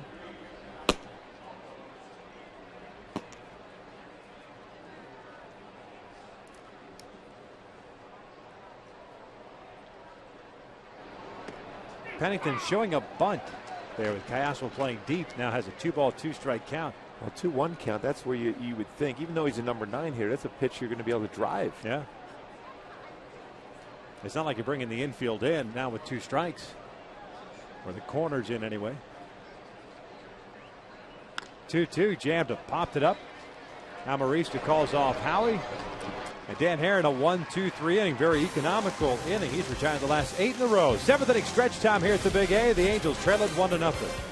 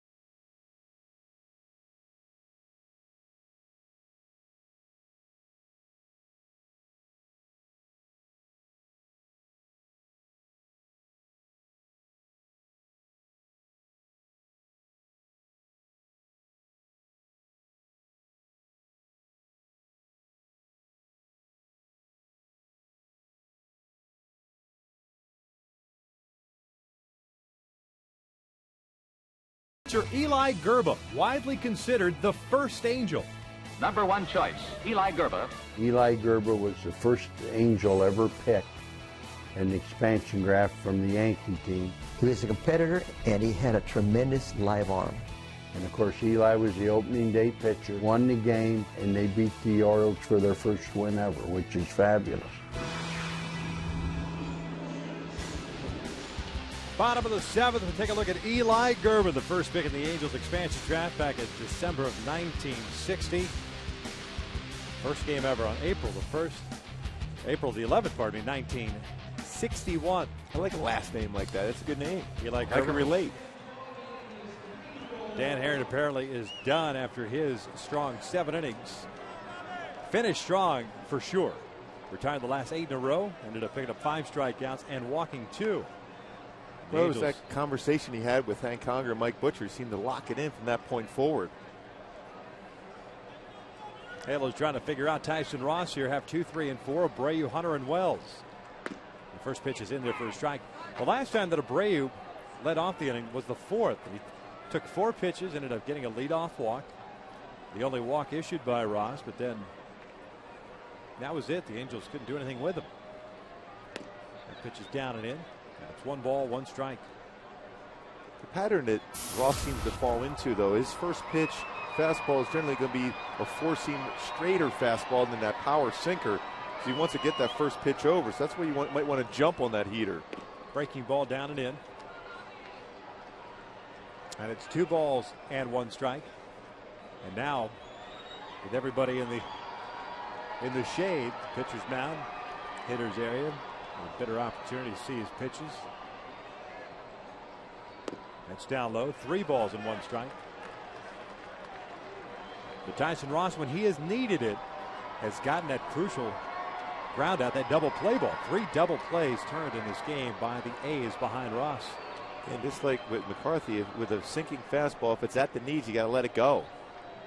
3-1. Bobby bounces one over to first. Barton will feed Ross, and there is out number 1. Another ground ball out for Tyson Ross. 1 out here in the 7th. Torrey Hunter will step to the plate.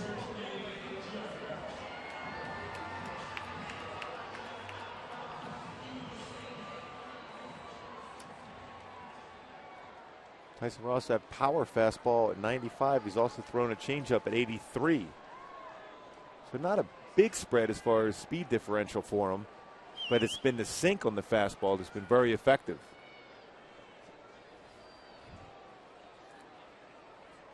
Torrey takes a breaking ball in for a strike.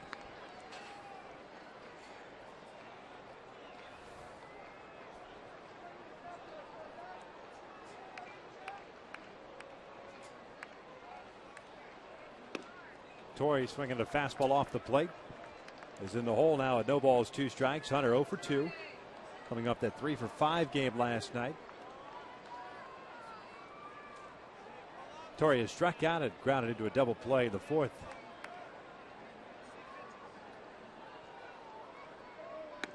And he got Hunter swinging. There are 2 outs.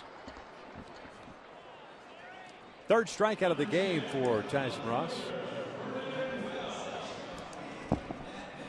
Action continuing. Fernando Rodney's up instead of Rich Thompson. Vernon Wells steps in here with 2 outs and nobody on. His Herron is more than likely done. Wells 0 for 2 with a fly ball to left. It was well struck in the 2nd inning. And he grounded out to short.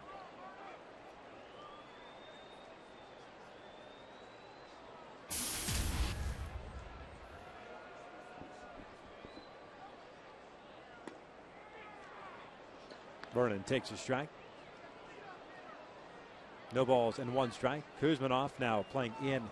They're guarding the line at 3rd base. Great shot of that. Pennington playing toward the hole at short. The 0-1 pitch chopped toward the middle, and that's going to go into center field, a base hit. Pitching against his defense there. And Vernon is on board with a 2-out knock and keeps the inning alive for Alberto Callaspo.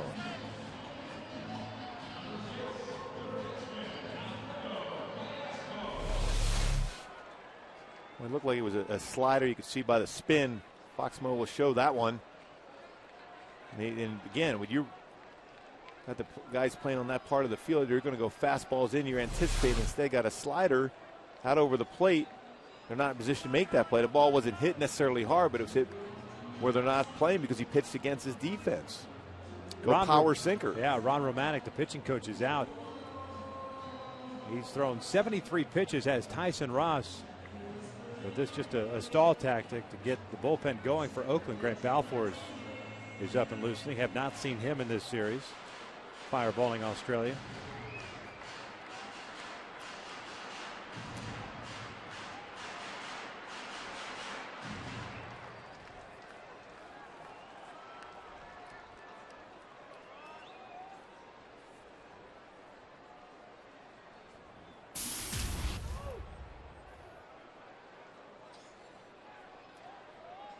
Alberto 1 for 2 with a base hit and a ground out. That one gets by Powell, and Wells will advance to second on the wild pitch.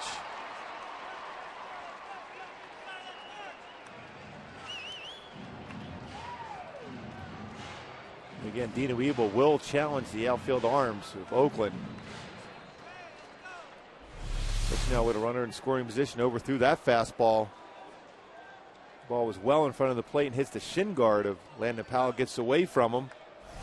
Vernon Wells in scoring position here. See if the Angels can take advantage of that.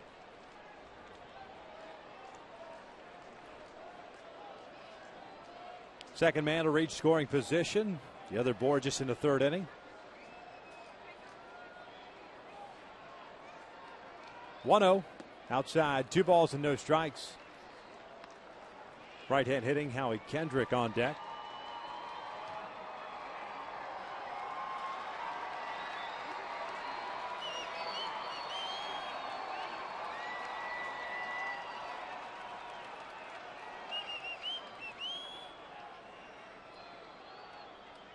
Long pause for Ross, the 2-0. Alberto pulls one to the right side. Ellis has it. That will end the inning. And the Angels leave a man in scoring position. 7 in the books. Oakland still leads it 1-0.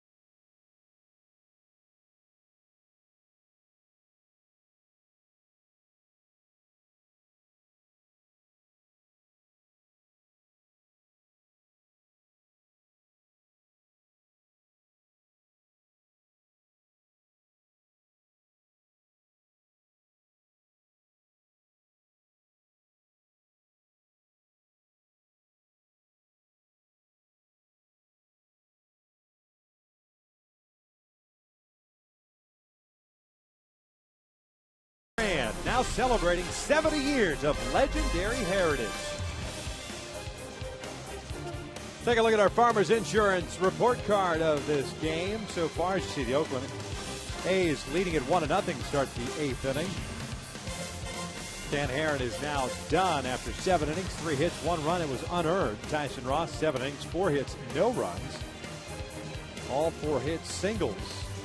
Only 2 runners past first base. The Angels leaving man in scoring position to finish off the 7th inning.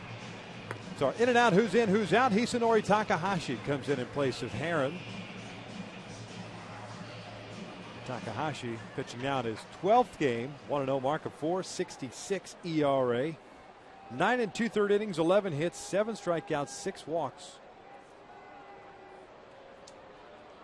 You'll face 1, 2, and 3. DeJesus, Barton, and Jackson.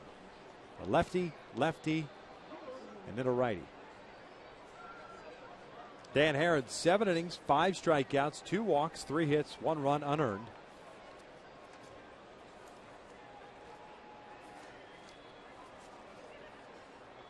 The first pitch he is in there for a strike, and I think his best part of the game was from the 5th inning on for Dan Herron.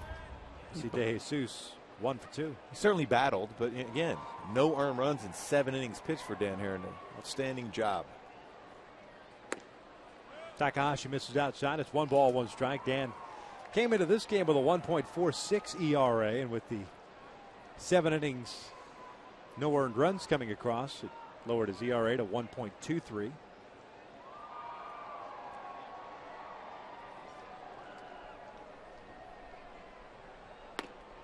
Good fastball there from Takahashi, and it's 1 ball, 2 strikes. Hisanori went 1 inning in Sunday's game against the Red Sox. Gave up a home run. 2 runs came across. The home run was to Carl Crawford, his first of the year. 1-2, grounded over to first. Howie's got it. One away. Hey, subscribe to MLB.tv today to see every Angels game live or on demand on your computer and your favorite devices. MLB.tv Premium lets you enjoy HD quality, home and away coverage, multi-game view, and the ability to pause and rewind live games.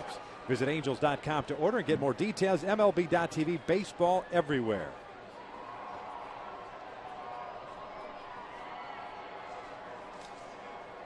Derek Barton, the first baseman, steps up now. 0 for 2, but did have a sacrifice fly. He pulls this one over the head of Kendrick and toward the right field corner. Torrey over to play the carom. And Barton will stop at second with a 1-out double. Now it's time for a Coors Light cold hard blast. Last night, Connor Jackson gets a pitch on the inner half and does some serious damage. Turns on that pitch, fastball right down the left field line for a home run. Connor Jackson showing that power now with our Coors Light cold hard blast.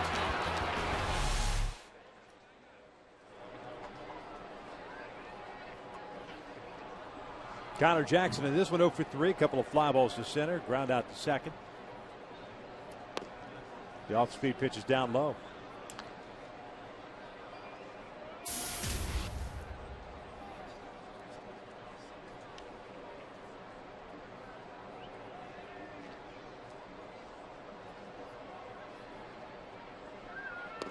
Good off-speed pitch there. It evens the count. What a great spot. Jackson thinking fastball there. Takahashi was behind 1-0 through a perfect changeup. In location, down and off the plate.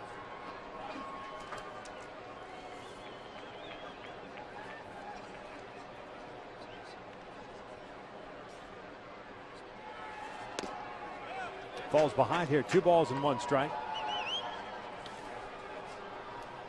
Home run that Jackson hit in last night's game. His only hit of the game, his first of the year. 7 runs batted in.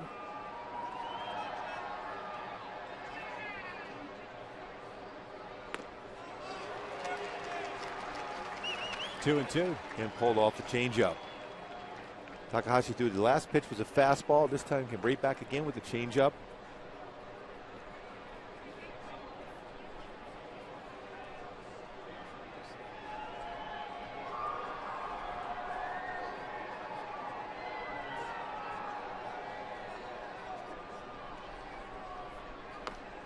This one nubbed up the third base line. Hanks got it, fires to first. And they get Connor Jackson for round number 2 as Barton advances to third. Nice aggressive defense for Hank Conger. One of those tough plays, too, not only at the field with your bare hand to be able to spin around and make that throw. Down, reads it, gathers himself and makes a strong throw to first base, and then has to recognize somebody's got to cover home.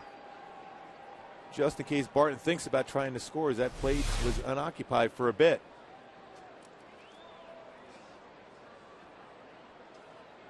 So Matsui comes up with 2 outs and a man at third base. Hideki has walked, hit a fly to right, and struck out. One of the 5 strikeouts for Herron in this game. He'll look at a strike.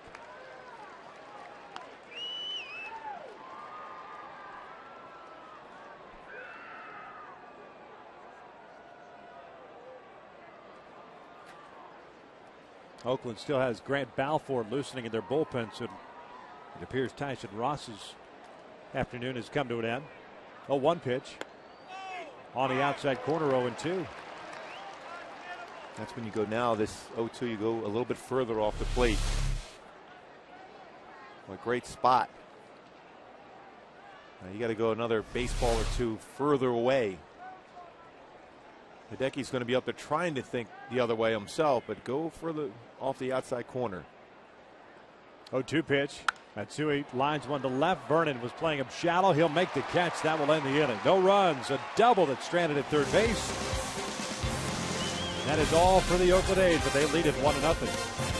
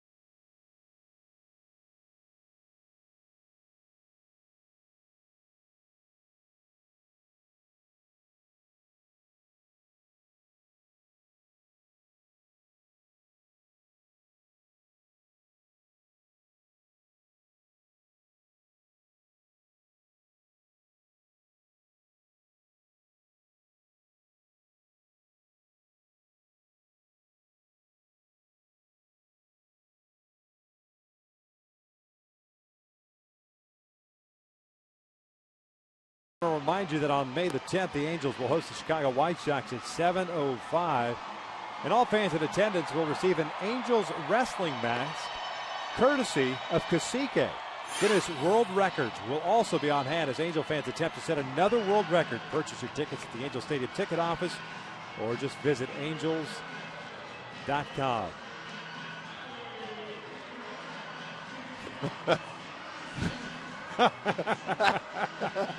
Yoel Pinheiro looks like Count Dracula. I know.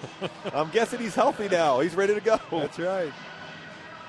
Oh, man. That is May 10th. Can't wait. New pitcher on for the Athletics. 33-year-old from Sydney, Australia. Grant Balfour comes in the game. Well, a guy that loves his fastball. No question about it. 91 to 96 range. Curveball, slider, and changeup. But he will challenge a lot with that fastball. It's not a lot of movement, so a different type of fastball than we saw out of Tyson Ross. Balfour will challenge fastball up. 10th game, 1-1 mark, a 3.38 ERA, coming off a season in which he pitched in 57 games for the Rays last year. And was 2-1 with a 2.28 earned run average. Signed a 2-year contract in the offseason with a club option for 2013. Howie Kendrick, Hank Conger, Peter Borges here in the 8th. The first pitch is in there for a strike. Tyson Ross went 7 innings, struck out 3, walked 1, and allowed 4 hits, no runs. In line for his second win. The breaking ball is in there for a strike, and it's quickly no balls, 2 strikes on Kendrick, who's 0 for 2. Double play ball in the second, popped out to Ellis in the 5th.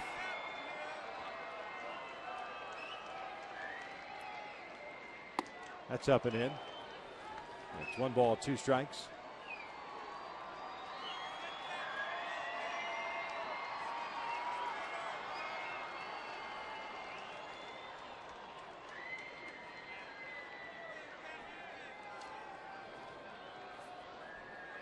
1-2 pitch.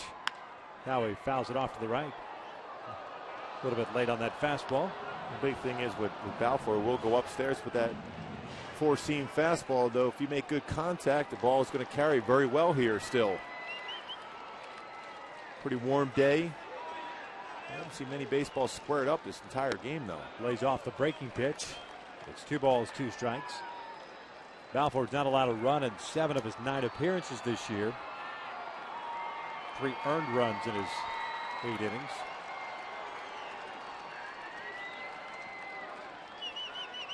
And a 2-2. Outside, full count with Conger on deck.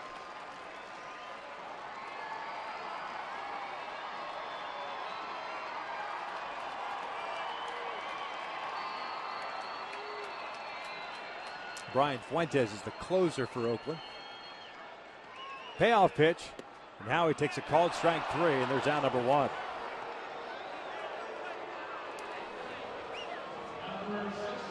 We had a couple breaking balls frozen with a fastball inside at 93.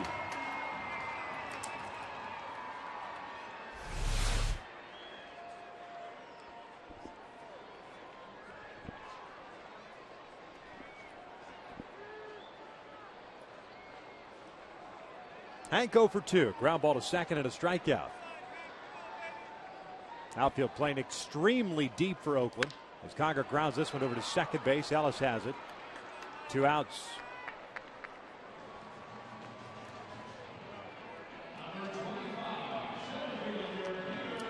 So 2 away, nobody on base now. And Peter Borges stepping to the plate.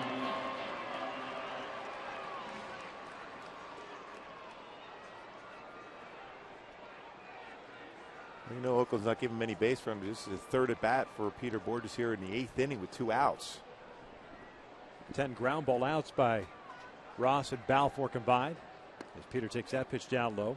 A couple double plays too for Tyson Ross. He was very effective.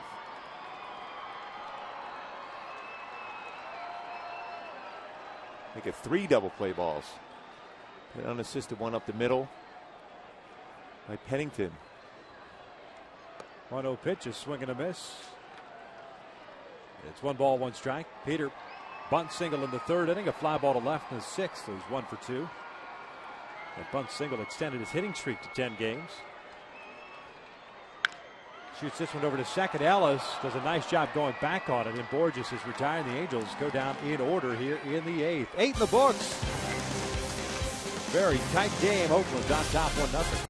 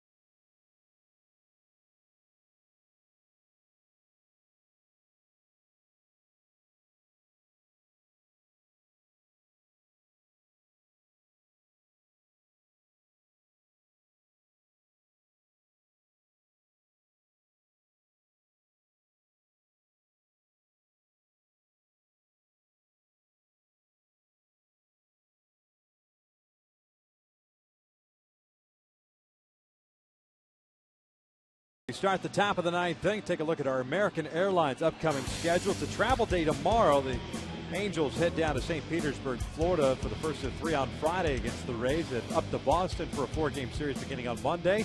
And back home for a 6-game homestand beginning on May the 6th. Indians and the White Sox. Rich Thompson comes in here in the 9th inning, taking over for Hisanori Takahashi, who went 1 inning, gave up a base hit. Good numbers for Rich so far this year. 0-1 mark, a 2.92 ERA. And here in the 9th, he'll face Ellis, Sweeney, and then Landon Powell. The first pitch is in there for a strike. He missed 13 strikeouts in his 12 and a third and only 1 walk. So he's been around the strike zone, utilizing that sinking fastball. Now, before, when he came up a couple years ago, more of a 4-seam fastball guy. So Rich made the adjustment. It's no balls, 2 strikes now on Ellis. He's had a 1-for-3 game with a base hit in the 4th. Both teams have managed 4 hits. The A's have left 6 men on base. The Angels have stranded 2.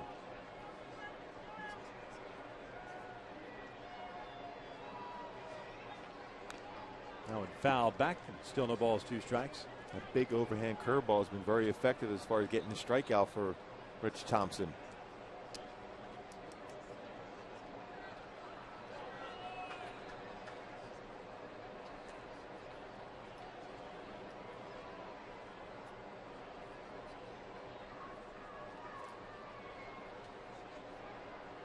Swing and a miss.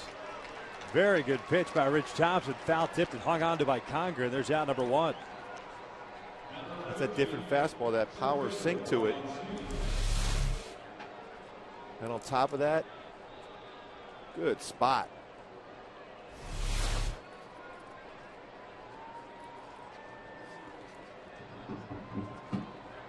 Ryan Sweeney steps to the plate. 0-for-3 game.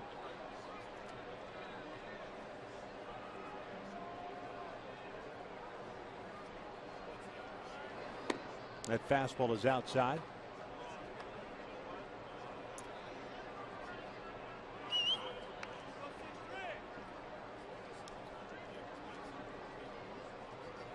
Oakland's got their closer up in the pen. Brian Fuentes getting loose. As Sweeney lines with a right field, a base hit. So a man on with 1 out. Landon Powell stepping to the plate. In the bottom of the 9th inning. The Angels have 9, 1, and 2 coming up. Amarista, Ibar, and Abreu to face the former Angel. Fuentes with 6 saves already on the season.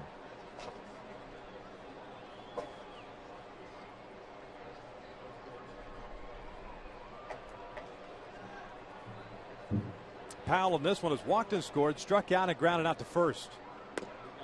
Thompson delivers a strike.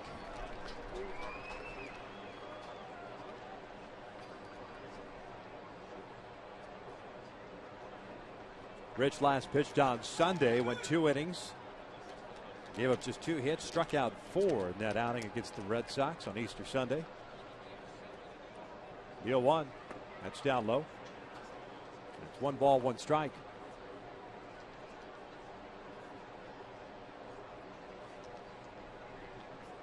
So a very good start for both guys in this game. Dan Herron, 7 innings.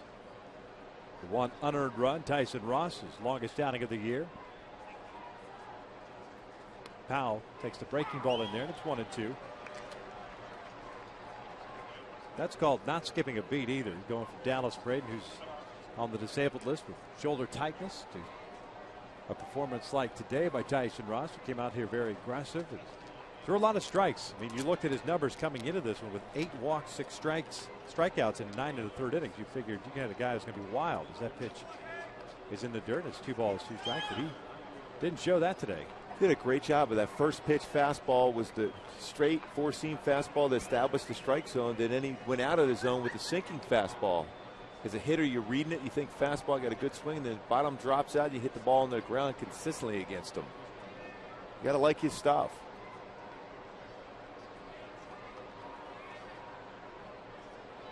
Quick throw to first base. Sweeney is back.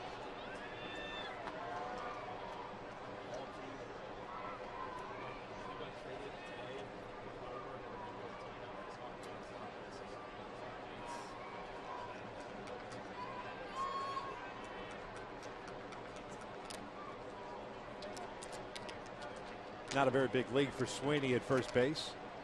The 2-2 is rolled foul. This one off the screen in front of the A's dugout.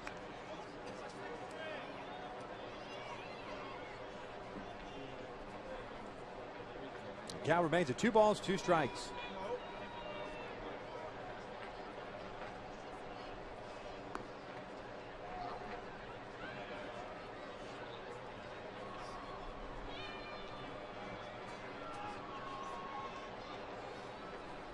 Landon Powell's had some long at bats today. Fouls off a lot of pitches. A lot of foul balls. Sweeney back in, standing up.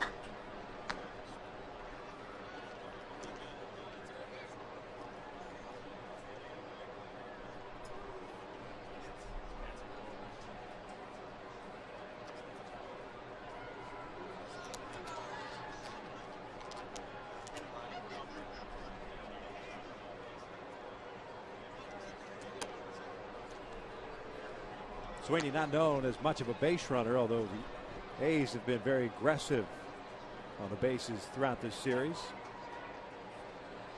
Have 1 stolen base today, 20 on the year. They came in tied for 4th in the American League in that category. Richards trying to keep that double play in order if possible. At 2-2. Missed a little bit high for full count. Boy, a late break on this one behind the plate. Boy, Fox track shows he got the strike zone. Certainly at the top of it. Tim Timmons has been very consistent behind the plate. There hasn't been a whole lot of argument as far as his strike calling. Sweeney takes off. The 3-2 is bounced over to Howie. He'll take it himself. At 2 outs. Sweeney ends up in scoring position, but 2 away now, and Kevin Kuzminoff coming up.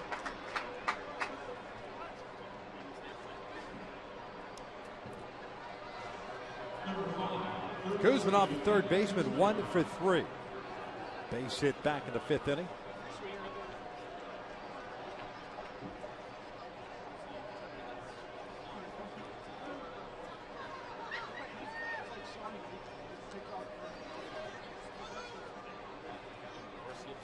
Outfield straight up. Medium depth all the way around. The first pitch is inside. 1 ball, no strikes. Isanori Takahashi, 1 inning, 1 hit. Dan Herron, 7 innings, 3 hits. 5 strikeouts and 2 walks.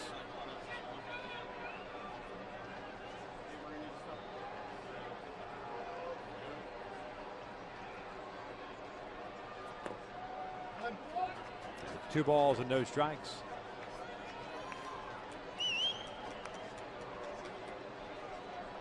$37,000 plus here at the Big A this afternoon. Good crowds throughout this series, throughout the entire homestand, as a matter of fact.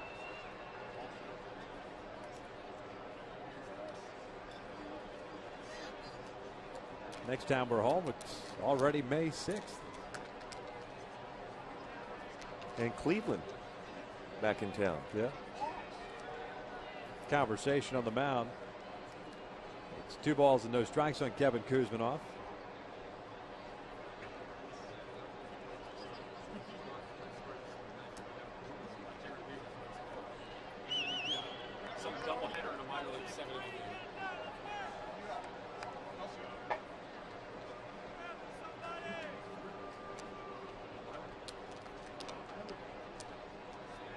The 2-0. Kuzminoff fouls it back 2-1.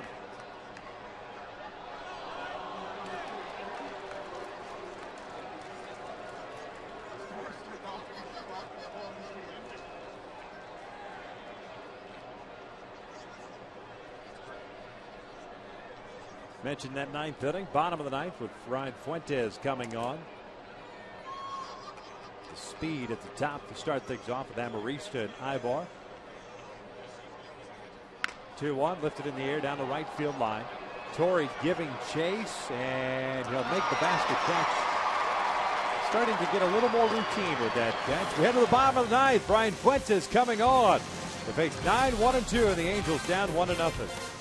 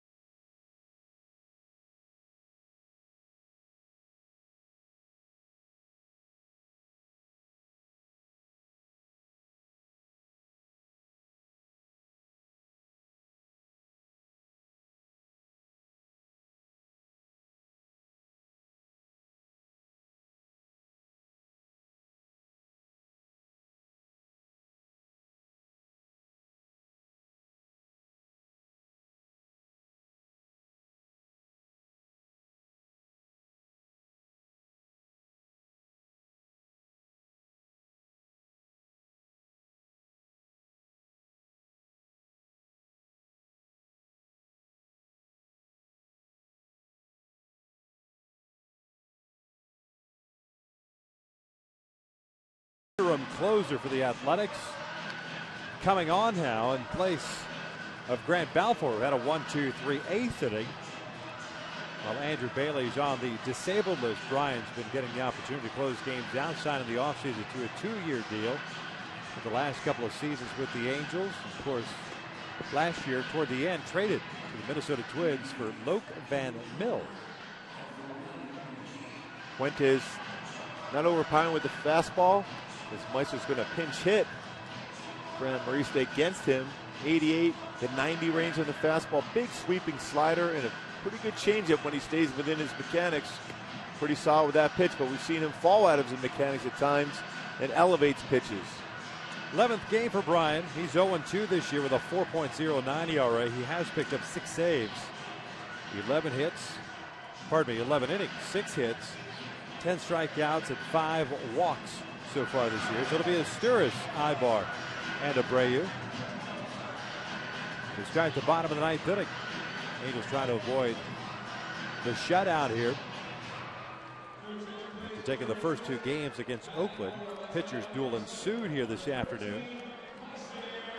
Try to at least tie it, take it into extra frames, if not win it, and pick up a series sweep of the Athletics. Meister's been hampered by a little hamstring problem, so he's been out of the lineup for the last couple of days. Hitting .338 on the year, 2 home runs, 9 runs batted in. And Fuentes' first pitch is outside, 1 ball, no strikes. Meister from the right side of the plate, a .435 average, 4 doubles, 1 home run, 3 runs batted in. Just looking for the opportunity to get on board. Here comes the 1-0. Lays off that one. It's 2 balls and no strikes. Again, if you're Meister, you need to get on base. So unless this ball's right down the heart of the plate, you got to take it. Fuentes last year with the Angels, 4-1, a .352 ERA, 23 saves. The 2-0 pitch on the outside corner. It is 2-1. That's where Bryant likes to live. The outside corner. Kuzminoff in and guarding the line at third. Swing and a miss. 2 balls, 2 strikes.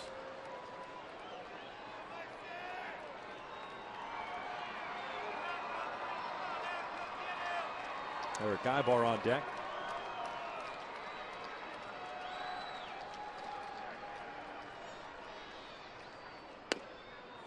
Downstairs, full count, very close pitch. Gotta have a pretty good eye to take that one. 2-2. Fuentes thought he had it. Well, he hit the target. Foxtrack says it's a strike. Tim Timmons says it's not. 3-2 pitch. This one grounded toward the left side. Kuzminoff bobbles it. He's not going to make the play. The leadoff man is on board. Kevin Kuzminoff, who came into this game with 5 errors on the year, has just committed his 6th.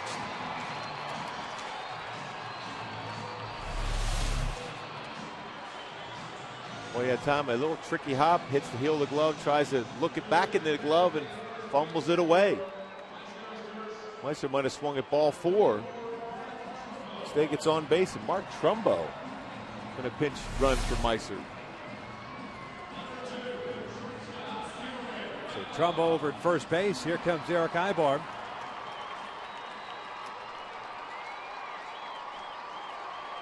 '24th error of the year for the Oakland A's. Ibar 0 for 3. He's popped out, fly to right, and hit a double play ball. Showing bunt here with Kuzminoff in on the grass and a flip over to first base. Trumbo is back in there.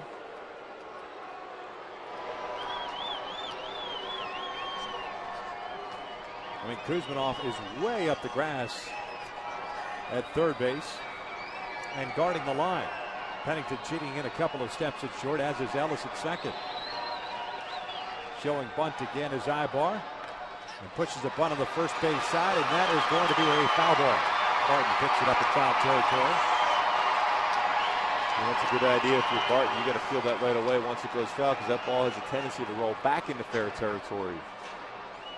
Trumbo heads back to first, glancing over his right shoulder to Dino Ebel, who's flashing aside. Pop that one up. Checked on the grass initially, then starts rolling foul, but that will come back. Barton fields a foul.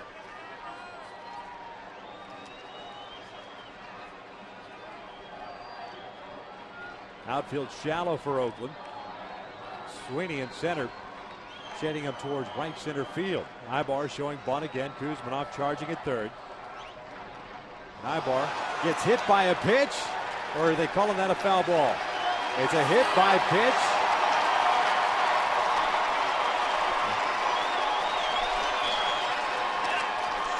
Well, they're calling it a foul ball now. Yeah, it's a strike, because if you square around the bunt and you don't bring the bat back, it's considered a strike. The question is whether or not he brought the bat back, and Mike Scioscia is going to argue with Jeff Kellogg at first base.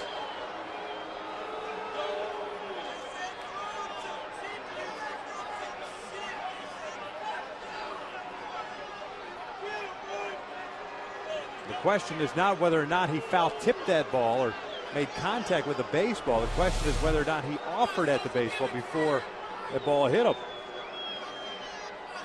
No, he did not. He pulled that bat back and hit him in the right thigh. That's a terrible call by Jeff Kellogg, the crew chief. Well, you can clearly see he brought the bat back. And so it should be first and second with nobody out, and Mike Scioscia arguing his case. I mean, at that point, well, you think the home plate umpire's got a great view of it anyhow. Yeah, no kidding. I mean, here's the question. If the home plate umpire says he didn't go and it hit him, then why are they asking for help at first?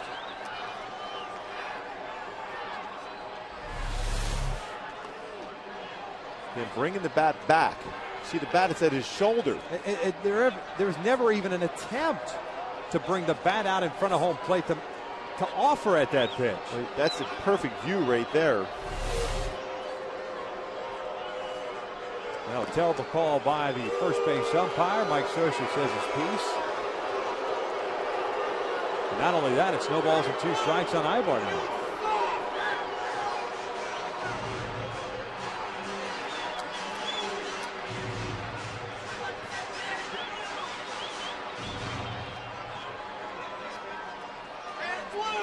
Fuentes played catch a little bit while Scioscia was talking with Kellogg at first. So Trumbull still at first. Nobody out here tonight. No balls, 2 strikes on Ibar. Still showing bunt. Kuzmanov coming in at third.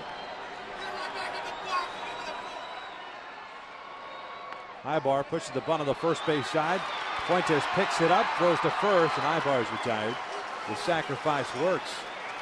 But it cost the Angels an out. Got the job done, but you're right. It should be first and second, no outs.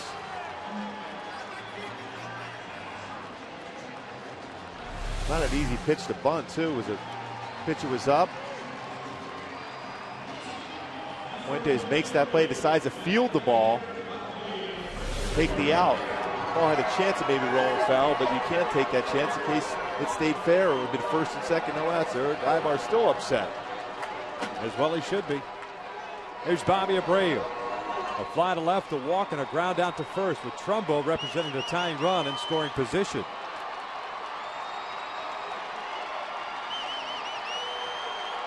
Bobby's at 258 against left-handed pitching this year, 235 against right-handers. Outfield straight around for Oakland. The first pitch is down low, a fastball. 1 ball, no strikes. Interesting splits, though, against left-handed batters. Fuentes, they're hitting 273. Right-handers are only hitting 115 against him. Tells you that he's having a difficult time throwing that slider for a strike. And that changeup is effective for him because it runs away from right-handed batters. It runs into lefties. 1-0 pitch. Bobby swings through that one. And the count is even at 1 ball, 1 strike. The Angels have had a couple of men in scoring position in this game, have not been able to capitalize. Borges was at second with 2 outs in the third. Wells at second with 2 outs in the 7th.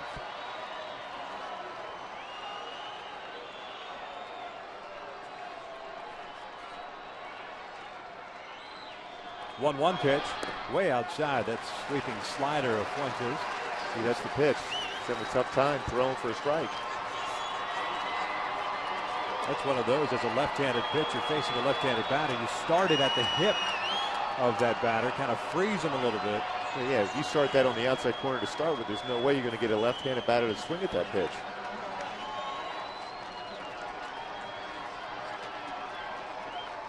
Glance back to Trumbo, 2-1. Outside with a fastball, and it's 3 balls and 1 strike. And Fuentes with a long look in to Tim Timmons, a home plate umpire.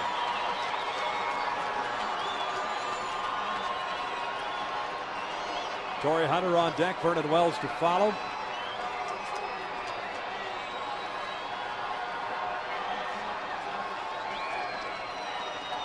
Fuentes has thrown 13 pitches here, 7 strikes, 6 balls.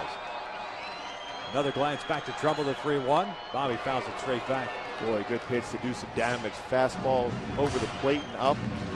Bobby had a good swing at that pitch.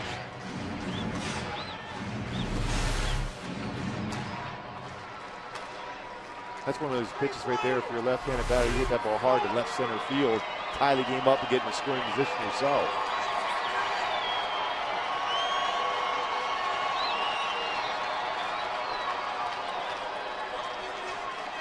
Full count on Abreu with 1 out. And Trumbo at second base. Here comes the payoff pitch.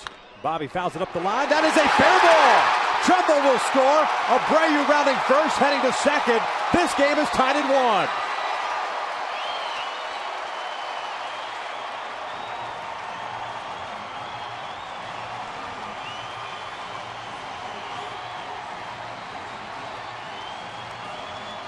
While left-handers continue to have success against Fuentes, Bobby Abreu kept his hands back deep in the strike zone. Back-to-back pitches that were up.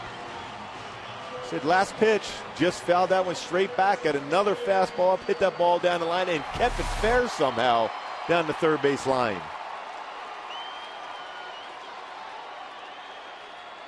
Eric Ibar did his job. Got Trumbo in the scoring position. Abreu with his 5th double of the year, the RBI his 8th. Bob Guerin out to talk things over here. Kind of an interesting conversation. Do you walk Torrey Hunter to face Vernon Wells to try to set up the double play? I think what he may go out and ask Fuentes who you're more comfortable trying to pitch to. Torrey Hunter or Vernon Wells. Give him the option. Well, it took 8 1/3 innings, but the Angels coming through here. Both starters now with the no decision. Tyson Ross, 7 innings, 4-hit baseball. Dan Herron, 7 innings of 3-hit baseball, 1 unearned run. The error by Kevin Kuzminoff to start this 9th inning, coming back to haunt the A's, and they're going to intentionally walk Torrey Hunter here to try to set up the double play situation against Vernon Wells.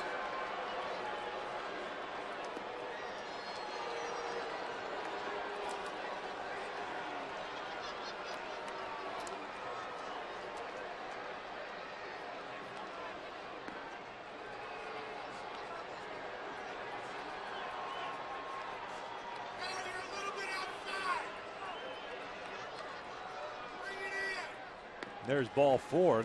Well, that wasn't too far from the outside corner. Not only that, it was a missile. Intentional walk, first and second. Bobby Abreu, the run that counts. He represents the winning run in scoring position. Vernon comes up 1 for 3, had a base hit in the 7th. Well, nice to see Vernon take that approach of right center field because Fuentes lives on that outer part.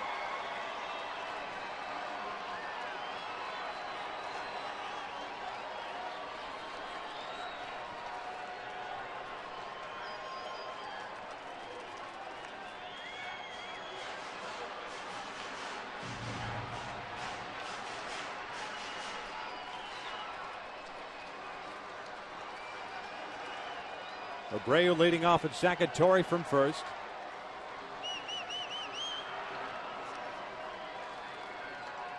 First pitch, outside, 1 ball, no strikes. Be patient, bring the ball near the strike zone, you can hit the ball hard. Fuentes is the guy that will pitch off the outside corner, but if you swing at that pitch, you get yourself out. You got to bring him into the strike zone.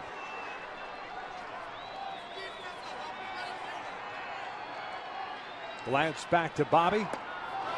Vernon had a huge hack right there. It's 1 ball, 1 strike.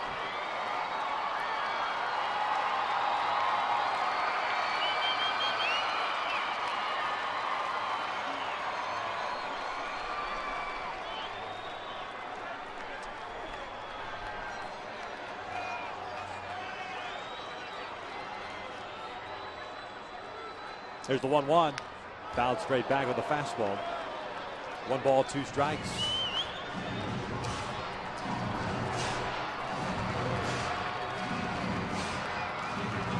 Vernon Wells has had 3 career walk-off hits, all 3 home runs.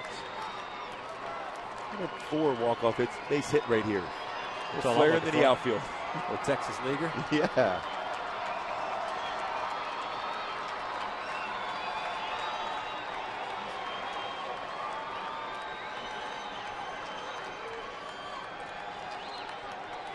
Glance back to Abreu, and the 1-2 to Wells. This one's fouled back.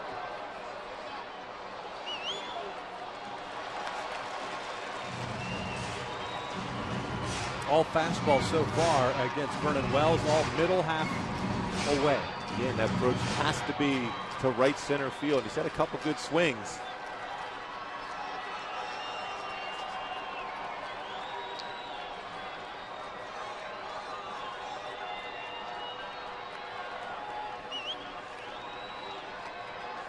Another 1-2 on its way. Wells takes the breaking ball down and in. 2 balls, 2 strikes.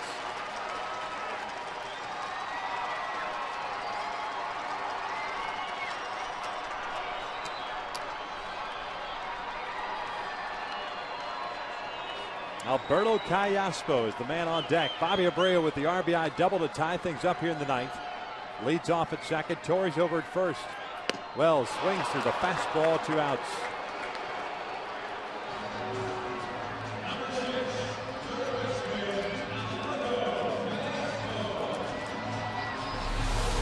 Right after, this time inside with the fastball. After away exclusively with the fastball, threw it inside. Got to buy him. Alberto Callaspo 1 for 3 with a single that came back in the 2nd inning. The other 2 times he's grounded out to second. Alberto hitting .267 from the right side compared to the .294 from the left.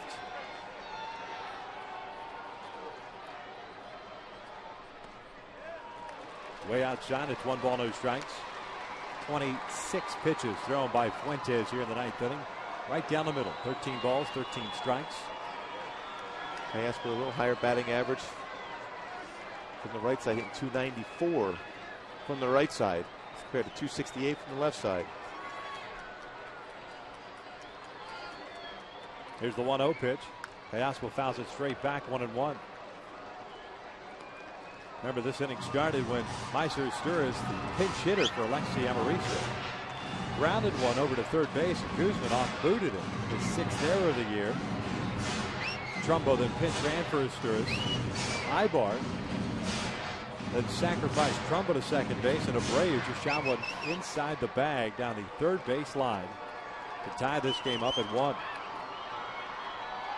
Torrey Hunter with the intentional walk with runners at first and second and 1 out. Wells just struck out. It's up to Alberto Callaspo to try to win this here in the 9th. Otherwise, we're heading into extra innings yet again. The Angels have played a few of those already this year. Here comes the 1-1 pitch. Outside, 2 balls and 1 strike.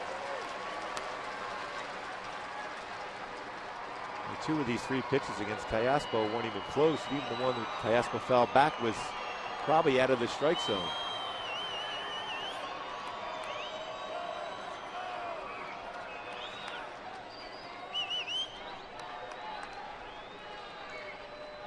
Two-one pitch. Callaspo lifts a fly ball to the right side. Ellis, the second baseman, is there. He's under it, makes the catch. We're heading into extra innings. The Angels tied up in the bottom of the 9th. We head to the 10th. This game knotted at 1.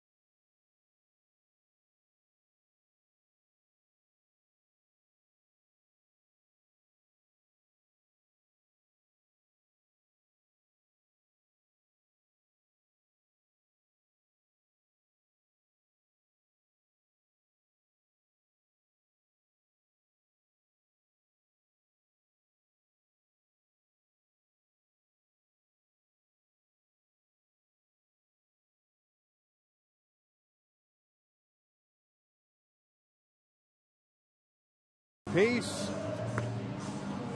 Go back to the ninth inning, how it unfolded, Gooby. Well, a ground ball looked like a routine leadoff out. But Kuzinoff makes the error, sets up the potential bunt that hit Eric Ibar as he brought the bat back. Should have been first and second. Instead, he still did the job as far as getting Trumbo, who pinched around for Meister Restores in a scoring position. But Bobby Abreu, what a good piece of hitting. Not only hit that ball hard, but he able to keep it fair down the third base line, ties it up with a double. That's how the inning ended after Torrey Hunter was essentially walked. Jordan Walden comes on here in the 10th inning of a 1-1 tie. Pitching down his 12th game. Walden pitching the game last night, going 1 inning, gave up a hit, rest zeros. Scheduled hitters: Cliff Pennington, David DeJesus, DARIC Barton.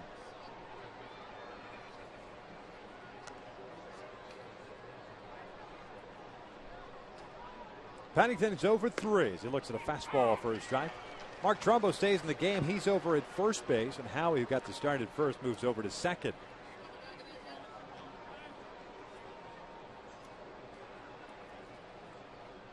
Breaking ball, swing and a miss. It's no balls, 2 strikes.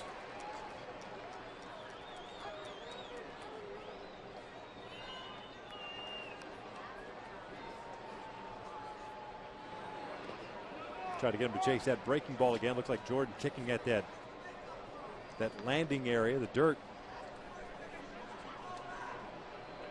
Submariner Brad Ziegler's up for Oakland. He went 2/3 of an inning last night. And the 1-2. Pennington fouls it straight back. 97-mile-an-hour fastball. Pennington late on it.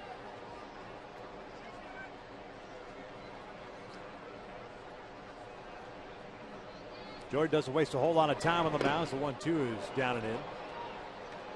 It's 2 balls, 2 strikes.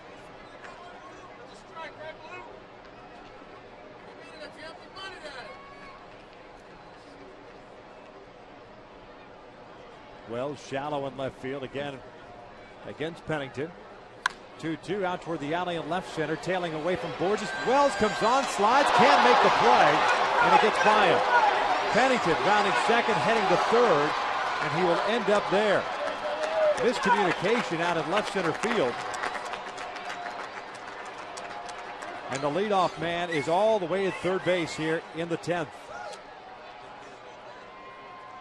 Well, a tough play for a center fielder as the ball runs back to Vernon Wells in left field.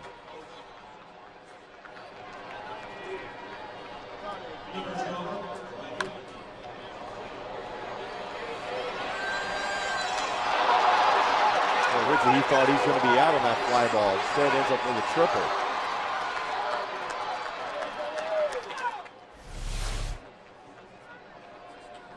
Credit Pennington with a hit. A triple. There's David DeJesus, infield in. The breaking ball is in for a strike.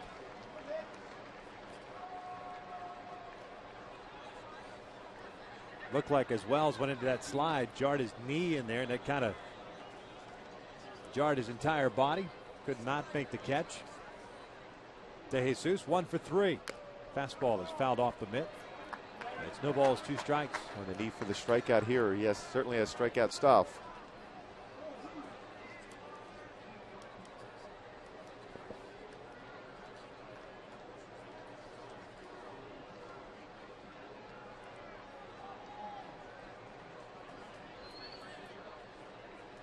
Oh, 2. Breaking ball, little tapper out in front of the mound. Walden's got it, looks the runner back, 1 out. Boy, nice job of gathering yourself, too. That's a tough play for a pitcher. Yeah, you have to make sure the guy doesn't come home from third. Field that ball off, especially with a guy with pretty good speed in DeJesus. Feels it, looks him back, and strong throw to get that out. DARIC Barton, the batter now, with 1 out. Pennington still at third. Barton 1 for 3, had a sac fly in the 3rd inning, picking up his 5th run batted in.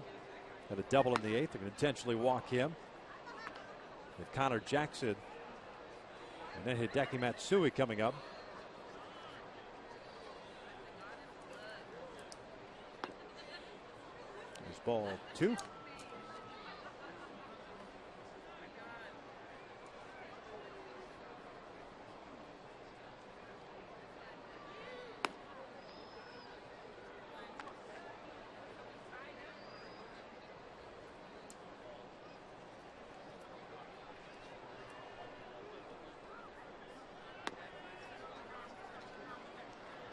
The intentional walk puts a man on at first with DARIC BARTON. And Connor Jackson coming to the plate. Jackson, the left fielder, is 0 for 3.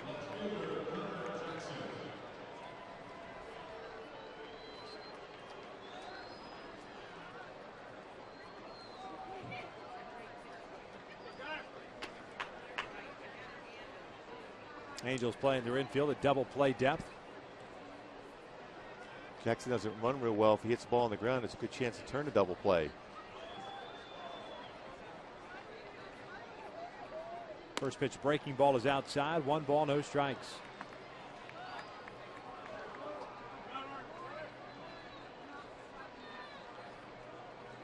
Long look down for Connor Jackson to Mike Gallego, the third base coach.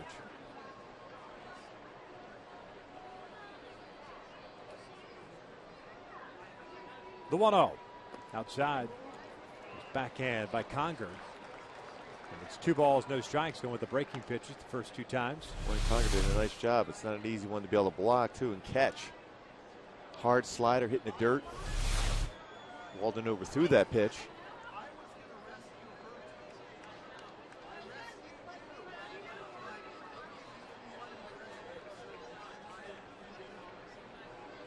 Two-0. 3 straight sliders. 3 balls, no strikes.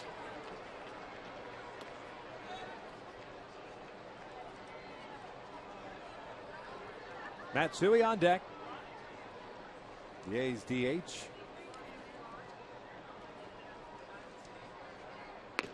Fastball in the corner, 3-1. Outfield for the Angels, pretty much straight around. No one particular guy has moved against Connor Jackson, all at medium depth. Pennington over at third base. DARIC BARTON over at first.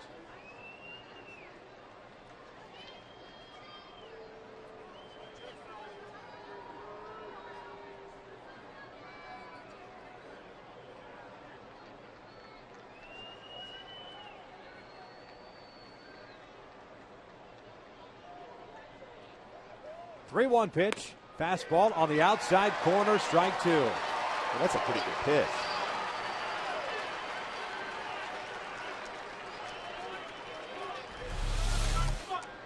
'96, right on the corner.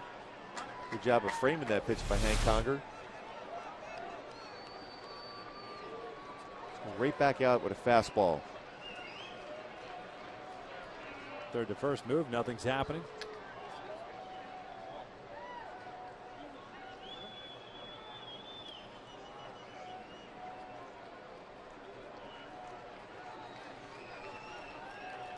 A full count with 1 out here. Barton takes off. The pitch is chopped off the plate. Ibar's only play is to first. And Oakland has retaken the lead, 2-1.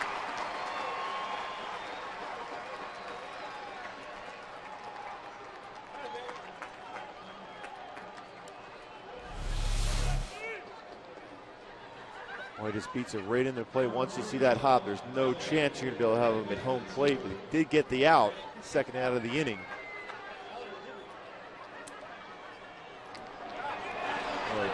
Just a barely at the top of that baseball to hit that into the plate area. Here's Matsui with 2 outs. Barton over at second. Hideki 0 for 3 with a walk.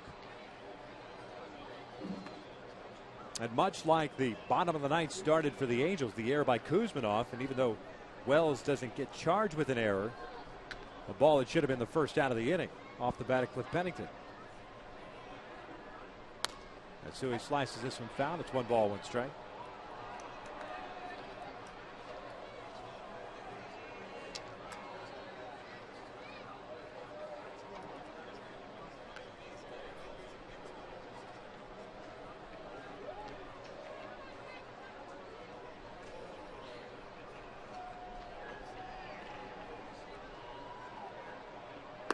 Swing and a miss, 1-2. This is the 5th extra inning game for the Angels in their first 25 of the year. And at the bottom of the 10th inning, they've got Kendrick, Conger, Borges due up against Brad Ziegler. Sinker baller. Big tough guy to get a ball elevated in the air, so you have to get a number of base hits against him via the ground ball. 1-2 fouled off of Conger, back over the mask, and that almost reached us. See, that's too hard. That's how hard Jordan Walden's throwing. Fouled it off the mask of Conger and almost got all the way back up here.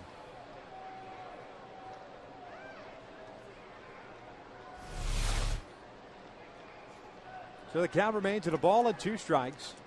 Derek Barton leading off at second. Lays off the breaking ball. 2 balls, 2 strikes.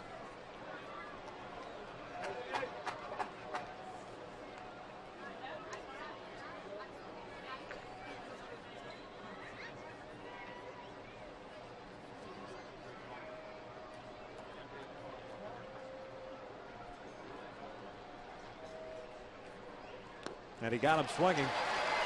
But the A's retake the lead. They get a run on 1 hit and leave a man off. Hit to the bottom of the 10th. Oakwood on top 2-1.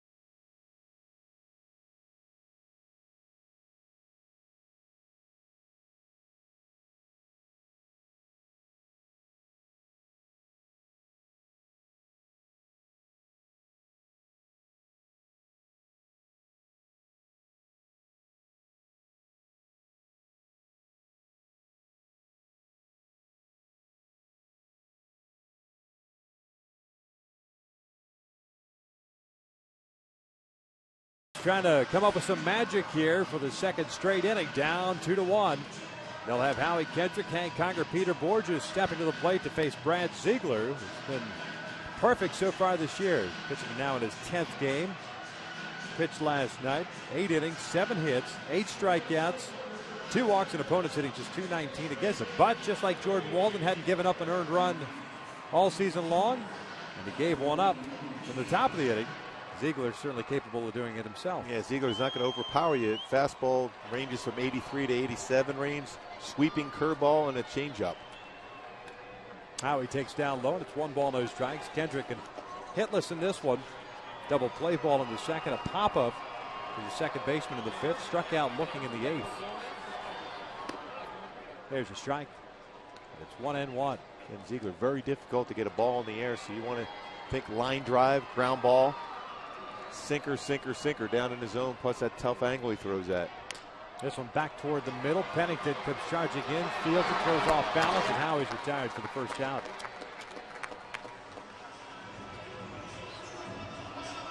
So 1 out. Hank Conger coming to the plate.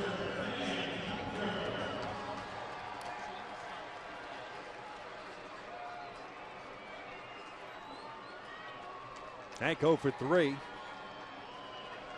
Couple of ground ball outs to second. He's also struck out. First pitch is in there for a strike. Outfield for the A's extremely deep. No doubles alignment.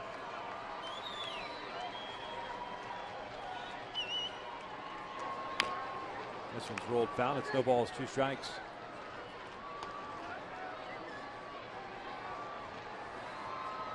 Just 4 home runs allowed last season for Ziegler in 60 2/3, 73 in the third year before, 2 home runs allowed, and nearly 60 year before, 2 home runs allowed. So you have to put the ball and play via the line drive against him. This one on the left side. Kuzminoff fields it, throws off balance, 2 outs.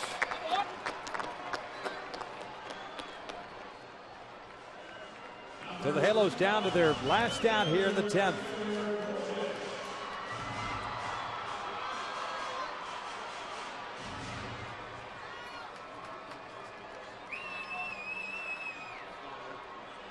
Borges 1 for 3, a bunt base hit in the 3rd inning, a fly to left in the 6th, and a ground out in the 8th.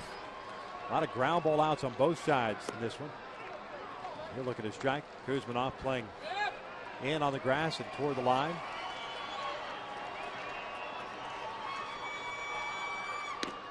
Swing and a miss on the slider. And it's quickly no balls, 2 strikes.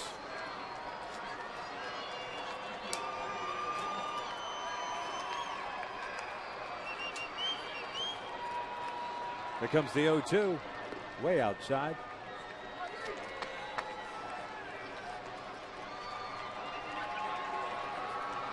It is 1-2. Brian Fuentes, the pitcher of record for Oakland. Jordan Walden for the Angels.